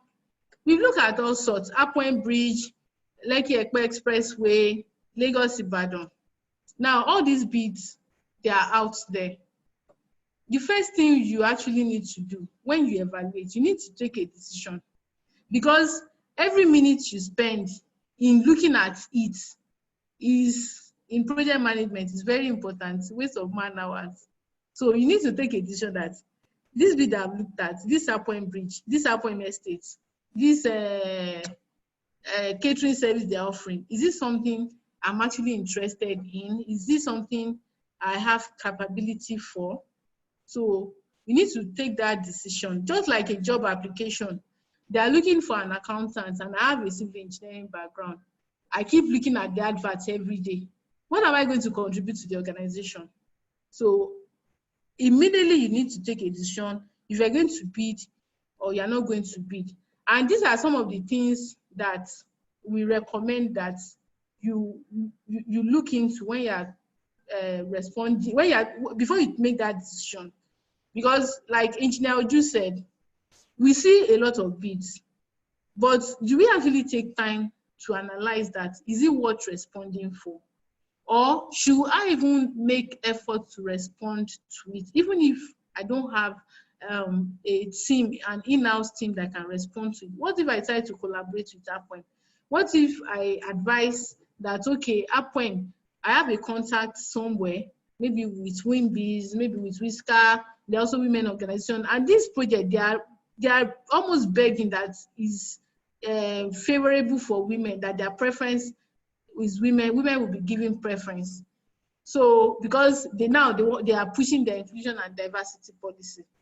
So instead of just saying, they are requesting for a performance guarantee of so amount, I don't have it. We've talked about a consortium. We can form a consortium and come up. So we encourage that you check if you are the incumbent provider, that the client has made up their mind that you are the one they want because of maybe past performance. Now, is the client happy with this incumbent performance? Maybe they don't even have a choice, that, oh, they are just better off than everybody. I wish B is better. You've been providing the service. Yes, they will just tell you, go and provide it. But are they really happy with it?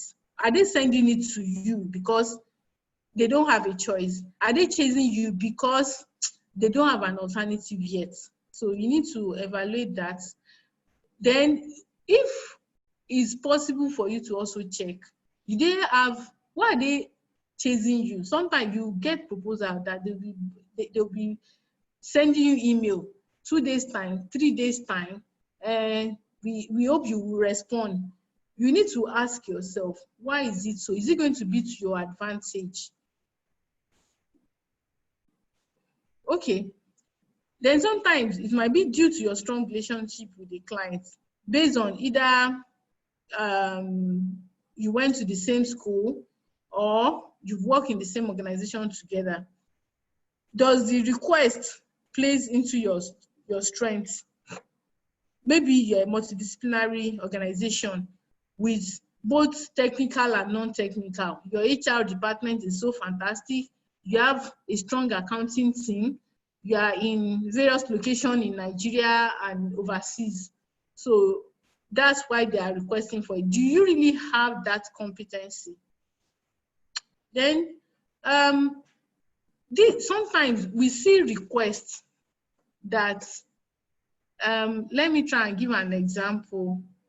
The request could be, must be from the southern part of Nigeria, must be located in VI, must be located in engineering close.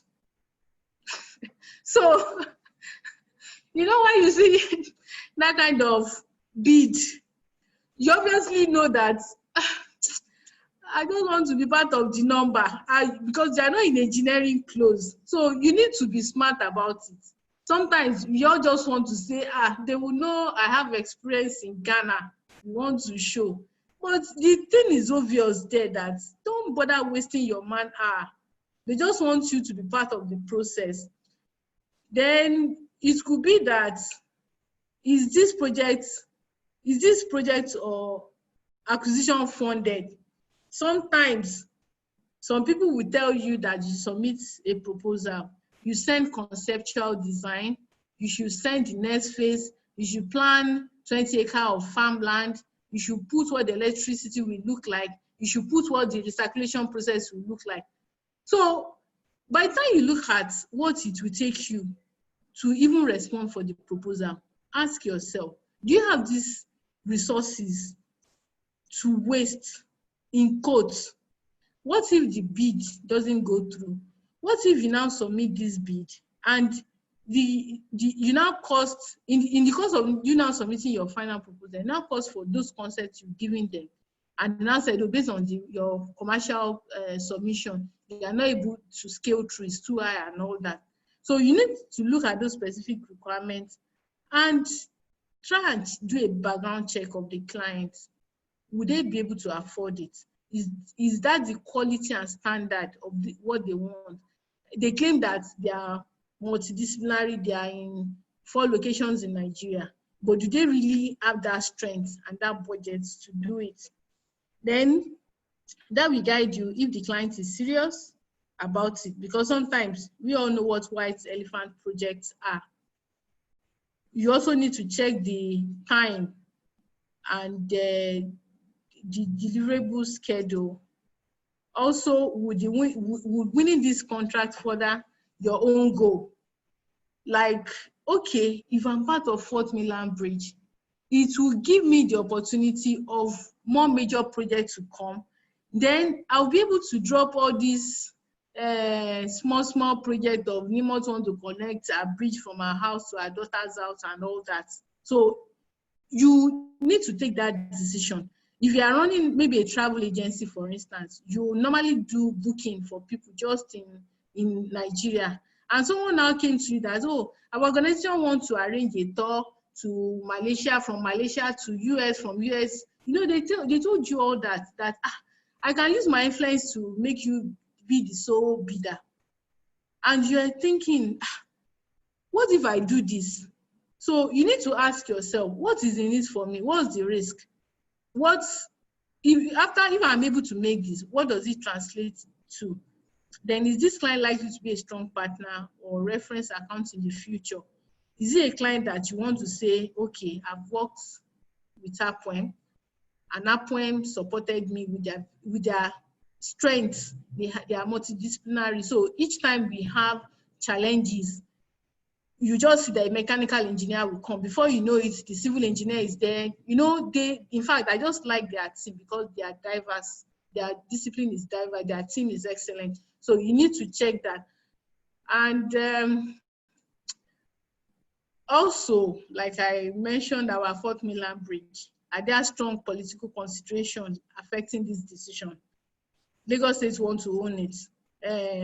Federal said it's their own, like that. You need to put all this into consideration, because this, depending on the type of response, the bid you are responding to, the more complex it is, the more risky, or the more the risk, then the more you will need to invest in terms of responding for the bid. So you need to put that into consideration. Then we wouldn't the opportunity be particularly damaging to our competitors. Sometimes we need to do a win-win situation where we will ensure that if I just take this project now, if I take everything about this internal, this travel tour, the lady that is in my friend's office that I normally visit, who used to open the door for me, I learned she's the one that's been doing the ticketing before. Now they want to give it to only me. So you need to consider that and say, I make inquiry. Who used to do it before? Okay, it's Nimot. Can I give Nimot the Malaysia part? Let me handle only the US tour. So this APWEN bridge, can I just handle the One Abuja leg? Let the consultant that has been handling it for them before. So that way, you'll be able to do a win-win. Of course, no, most times win-win don't happen like that, but you won't be damaging your competitor. Though they might have something, maybe they might be fortunate to get something better, but on your own part, you try to play the ethical role. I mean, try to make a win-win situation. So after all those, like I mentioned earlier, you have series of meetings internally. Internally, you have meetings, you take that decision, you do your calculation, you check your staff strength, what material do you have, then you now go for the client's tender meeting. APWEN president has called for meeting by 9 o'clock. She has told you why she calls for the meeting and who will be doing that APWEN vice president will be doing the presentation. So they send this to you, they call you for the meeting. So there you can ask your various questions. So after you ask those various questions, right there and then, before you submit, in case you have anything you want to clarify, you put it across, like I encourage us to do. Please, let's always document so that you will have a record of what exactly you have said and what exactly was sent back to you as a response. So this is a sample request for information. It can be in any format. You can use email also and file it somewhere for future reference. Then when the response comes back, so this is a sample we're going to use for our various estates by the time we start. So we'll send out the information that we require and the response will come here. Then the submission, we've mentioned earlier that we have the technical, there are two types of submission. Or don't let me say there are two types. We'll be talking about just two types. Here, we'll talk about the technical submission and the commercial submission. The commercial submission will be next week. So in the technical submission, you just to recap, you include the legal documentation, your audited accounts, your experience and performance, your organization, and your key personnel. APWEN now, I'm sure our membership strength is increasing by the day, but we have leaders. So you first of all start by harassing them that our presidents work in the minting industry and we can mint money. So don't just be scared. So you start with your key personnel to let them know that we are people of timber and caliber and Iroko, that we are up to the task. Then your procurement and supply strategy. So if the project we want to bid for is the APWEN bridge, you know we will need civil engineers, electrical engineers, called advisor, EIA experts, all the people. Just put those strategies there, one line, so that they know that up there, you know what you are talking about and you know what it entails. Your HSC plan, we've talked about it, and your quality plan. So this is a sample organogram. You can use the PowerPoint to do this or the VCO. You attach it so that they know that you are coordinated. Therefore, some proposal, like we've seen before, they want to see, they've told you what you will deliver. So you give them an idea of this thing you are requesting for. These are the timelines that it can be achievable. So that way, they are also looking ahead that, oh, really? So we can actually achieve the environmental and social management planning in month 4. Oh, that's fantastic. I think we should engage this contractor.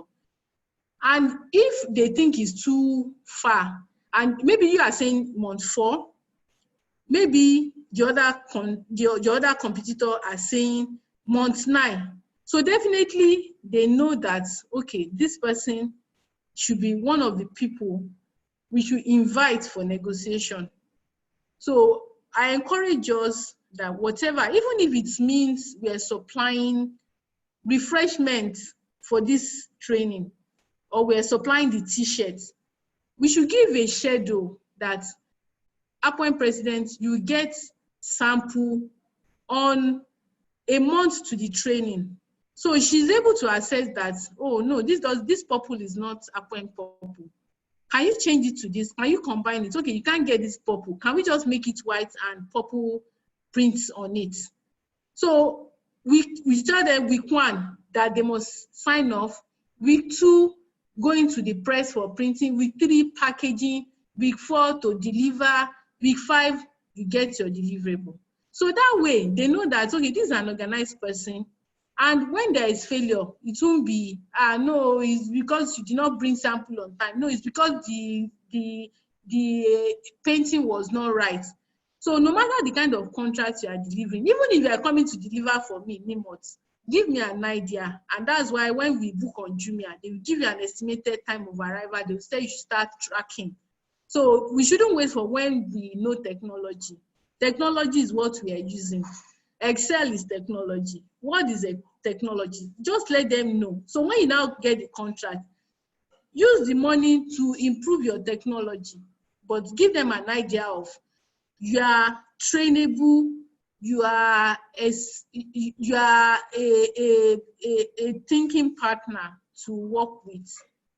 Then this is another example of high-level submission of the Enugu, something that could go for the storm and the gully control that we looked at before. Then sometimes you need to list the list of equipment you have.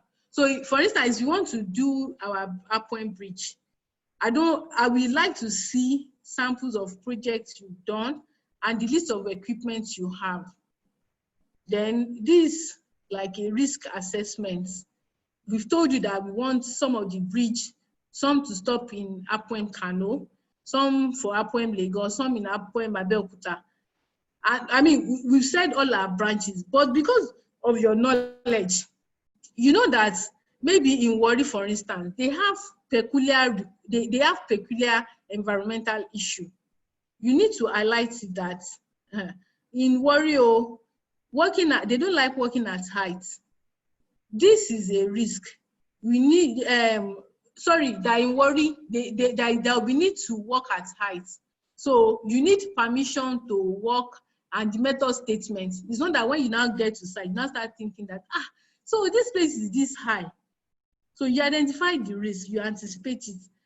That's why when your clients tell you to come and to conduct site visits, even if you cannot, call someone that can do it for you. Use Google Map to check. At least Google Map can give you an idea of dates of when that particular site was last captured on Google. So with that, when you are responding, you are able to tell people, your client, that you know exactly what the project entails and what you are doing.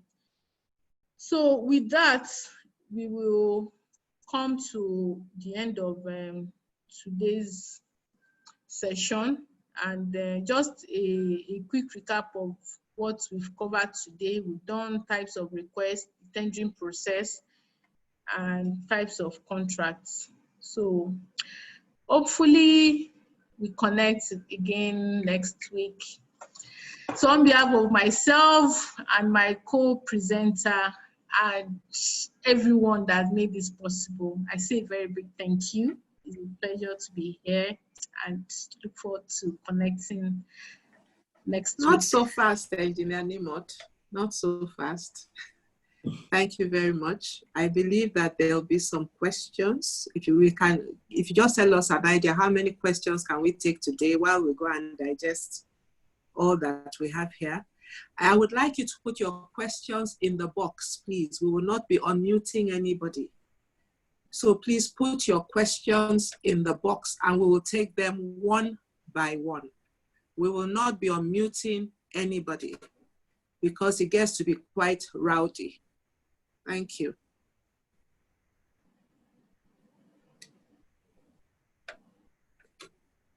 Put your question in the box. Put your question in the box. Olubumi, put your question in the box. We are not unmuting because it gets rowdy. I'm particularly concerned about being able to hear everything.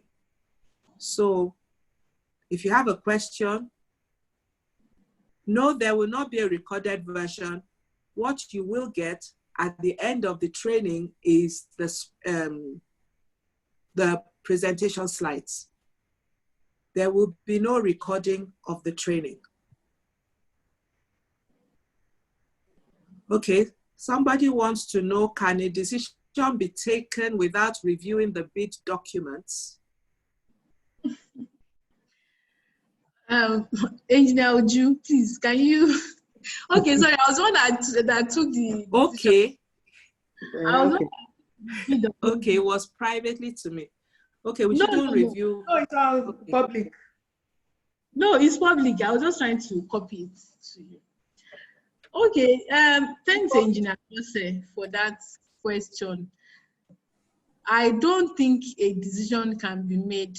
I don't advise a decision to be made without reviewing the document, because like I mentioned, if I see an advert requesting for the provision of accounting service, I'm a civil engineer. If I don't review it and realize that, okay, let me see what can happen between Nimot Muili and Daughters Company Limited and KPMG.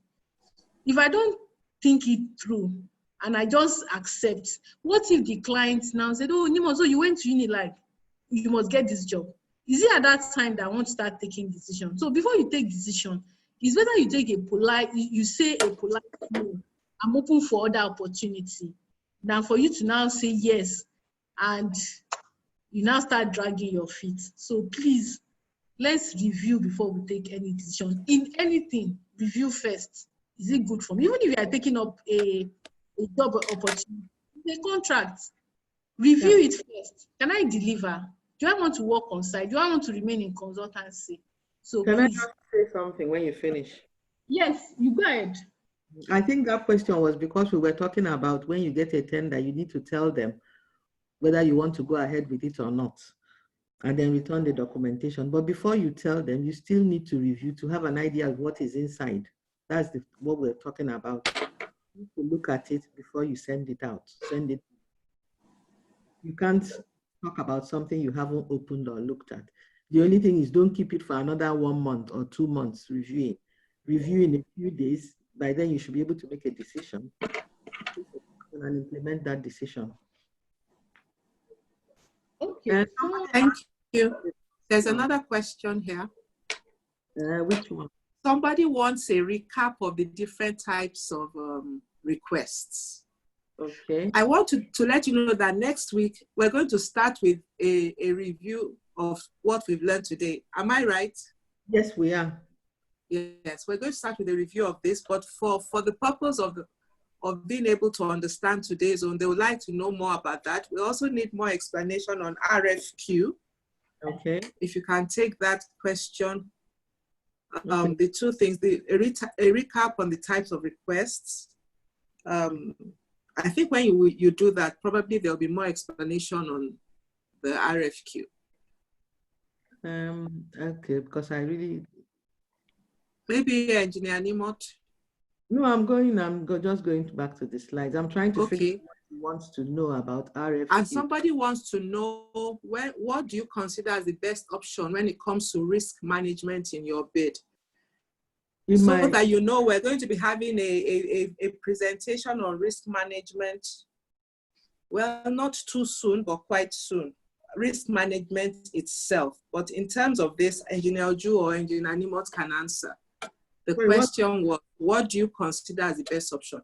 Engineer Nimot, can you look in the box, please, and see the questions that you can answer and tell us how many you can take? Thank you.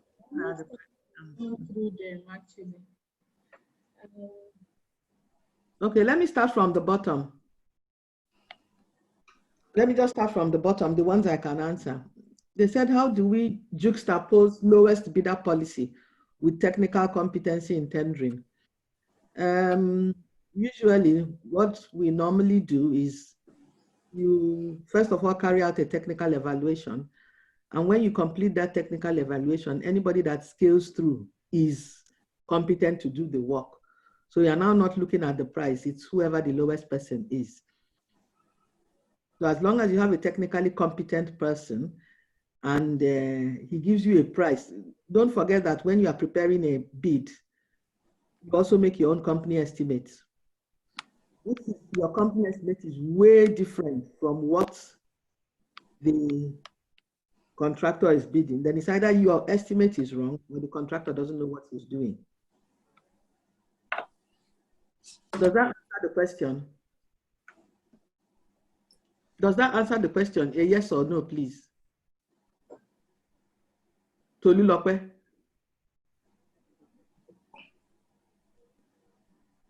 There's a question, what are the personnel that are needed in the bid team?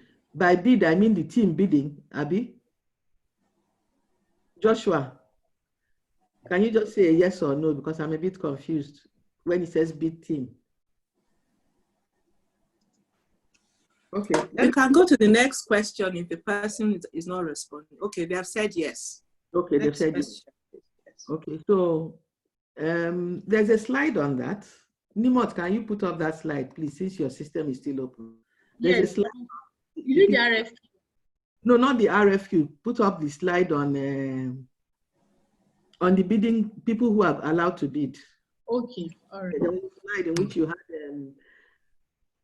we had Yes. procurement. Yes, yes. That particular slide, the one that had So while you are putting it up, somebody asked a question that he needs more explanation on RFQ, a request for quotation. The examples I showed, your scope must be defined fully and properly so that there's no loophole, no wiggle room. So at the end of the day, all you are providing are those unit costs, which you will multiply with the unit cost or rate, which you will multiply with the description, with the quantities, and then you come up with your final figure.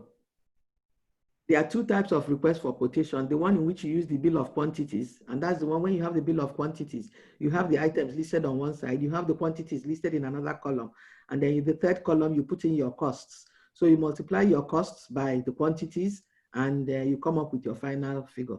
The other type of request for quotation I talked about is the one they use in the oil industry, where if you have a contractor who is actually doing work for you, maybe building a plant, and he needs to order pumps, order compressors, order vessels. So he designs all these items, designs the pumps, designs the vessels, designs the compressors, and then goes around. Maybe for in Lagos, we have some vessel manufacturers in Lagos. So you give them the technical specification, which will give them the thickness of the vessel, the kind of pressure we are looking at, the dimensions of the vessel, everything that is required. And then their own is to tell you, this is how much it is going to cost us to produce this piece of equipment in our facility. Everything has been calculated. They are not going to do any extra calculation. And that's why I said that is the easiest type of document to bid for. But on the part of the client, it's a lot more work for them because they have to get it right. If you like, maybe we can do a small table for next week that will show you the plus and minuses of each of the requests. A request for proposal is a proposal, and it's just, there's a problem, we need to find a solution. At times, when you finish finding the solution, you can tell them how much it costs to get that solution. And the example I used, for example, the flaring, you know, the fact that DPR came out and said they wanted a proposal on how to utilize flare gas, which is currently being flared and causing pollution in the environment. So the contractors, different ones, submitted different proposals.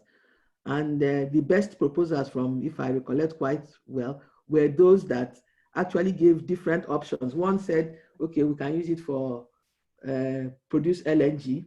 Another one, we could use it to produce compressed natural gas. Another one said, okay, we put it in the pipeline and pipe it all the way down to Lagos and use it to produce electricity. But they checked all of them, put in the cost, and then the cost decided which option they felt was best. So that's the case for a proposal. Expression of interest is, I think, quite clear. So have I been able to answer the question? There'll be more questions next week. We're going to send the recording of today's training to your registered email. Please don't send any emails into your chat box, into your registered email, so that you can use it as there's going to be a test. I want to remind you, we want you to get 100% at the end of the day, not today, but by the time the test is reapplied next week. Now, you will get the recording for today so that you can go through the questions. You will get the link at the end of this training. But before that, we would like to do a survey. We've been here for over 2.5 hours. So we would like to do a quick survey for today, and we will send you the link for the test. The test will open at 4:30 today and will be open till Thursday, 4:30. Sorry, there's a question, sorry. What do you consider as the best option when it comes to risk management in our bid, to accept or transfer it?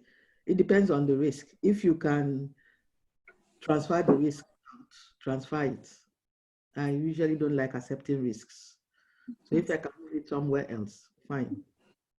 Okay, I also have a question here by Gideon. When do we apply single source procurement, and what are the merits and demerits? Sometimes you apply single source when the expertise you are looking for is very scarce. Like you want a particular type of equipment, a quality one, and you know that maybe it's usually from a particular company. So that is the only reason that will make you to take a single source. Then maybe the supplier or the contractor is also doing a project for you presently.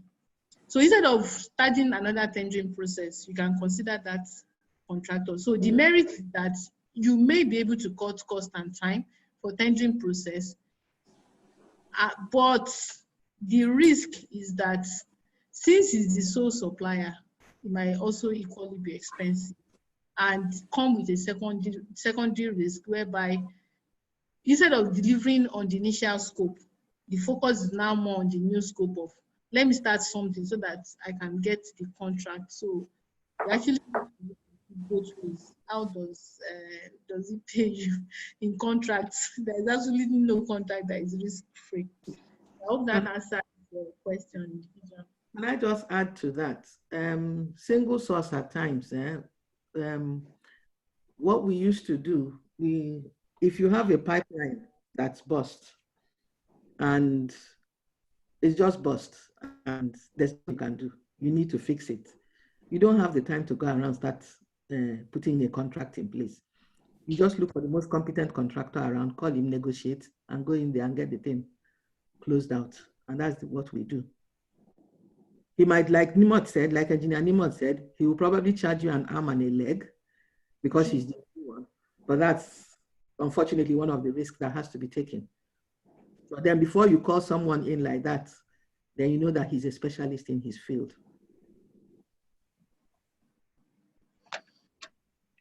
Thank you, our lecturers, our trainers. We are gaining from your experience. The reason why you are the best people to do this training for us as engineers, though I know that others who are not engineers, is because of your experience in this field, and we really appreciate it. We're going to share the link for the test, and before that, we will share the poll. We want to improve on next week. We want to improve for next week, so we would like your input. Engineer Shegun, your input is very important. We realize that some received the email that said 12 instead of 11. So we're going to be sending the recording. The idea was you to be able to get everything you want in the meeting. So we'll be sharing the recording. Engineer Shegun, is he there? Oh, set up the poll. Okay. Yeah, okay, thank you, President. Please, you see a poll.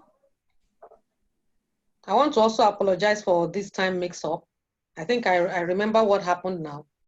When we first set up the meeting, I think we had put 12 in the link, and then we later withdrew it. But Zoom is an automatic thing. It just kept sending that mail, and as that 12. That was what happened. I'm really sorry. So we'll send the recording for today so that those who couldn't join on time would listen to it, so that they'll be able to answer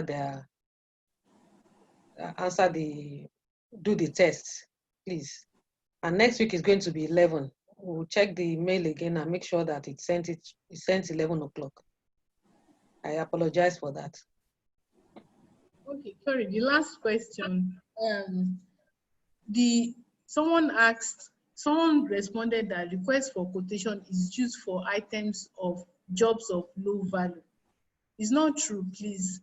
No, I don't agree with that. Yes. A pump is not a low value equipment. A compressor is not a low value equipment. A vessel that is 3 meters in diameter and maybe 6 or 7 meters high is not a low value equipment. Okay, so that's it. Okay, can we go on with the poll now, please? Please, let's fill the poll. Less than half of us have filled it. And we need it so that we can know how we can be better.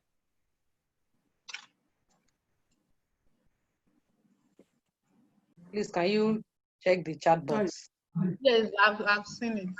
The decision to bid would depend on the size of the contract. If you are part of a team, if the project is coming to your team, for instance, and there is a meeting, it's brought by all the team members, including you, no matter your cadre. So it depends on how the organization runs. But finally, it will be bought by the senior management. Because even if you contribute, depending on your cadre, if you contribute to the decision, they will have to analyze it also. So it's actually bought by everyone. There have been situations whereby management will decide that they are not going to do a particular bid. But because the cleaner has a connection in that organization, the cleaner is able to work out the contract for them. So I would say it depends on the way your organization is structured.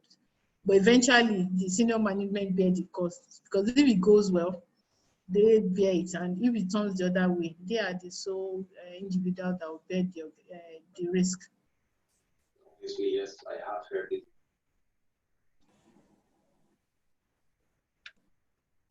Somebody is asking, one of the presenters kept referring to last week's training. It was not a training, it was a presentation.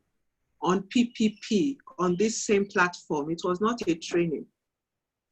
I hope that answers your question.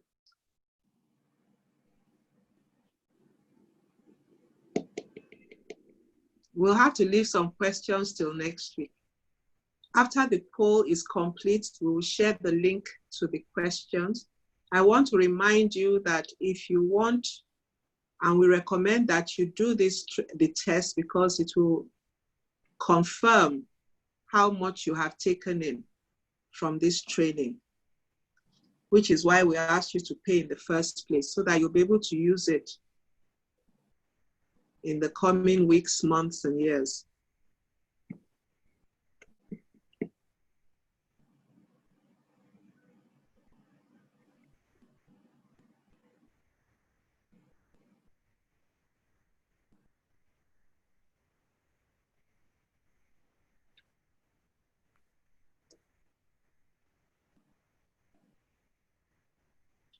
We'll keep that question. Somebody is asking, is there a need for RFQ after RFP? In a way, yes. But I'd rather say RFQ after RFT. You can have an RFQ after you have a tender, but a proposal is still a proposal, and unless that proposal goes through and becomes a tender, you cannot have an RFQ after it. But if that proposal goes through and is awarded as a tender, then you can have an RFQ if there are elements inside the scope that can go under an RFQ.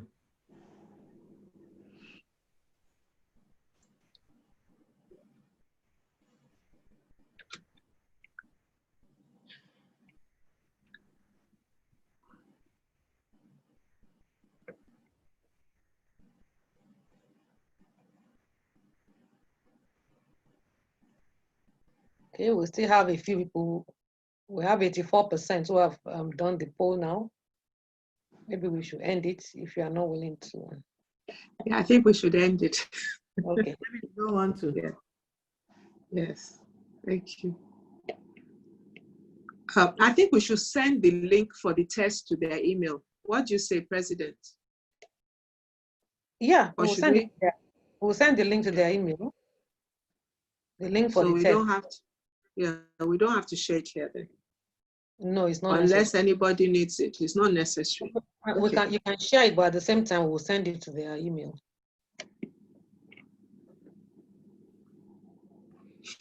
Is there anybody who would like to have the link now? When you are going to do the test, it will ask for your name and your email address, so that when you don't finish at the time you go in, you can go back to retake it, and it will allow you to continue to do this as long as you have not achieved the number of marks you should have. So we'll send it to your emails, please. Thank you very much. President? Yes, ma'am.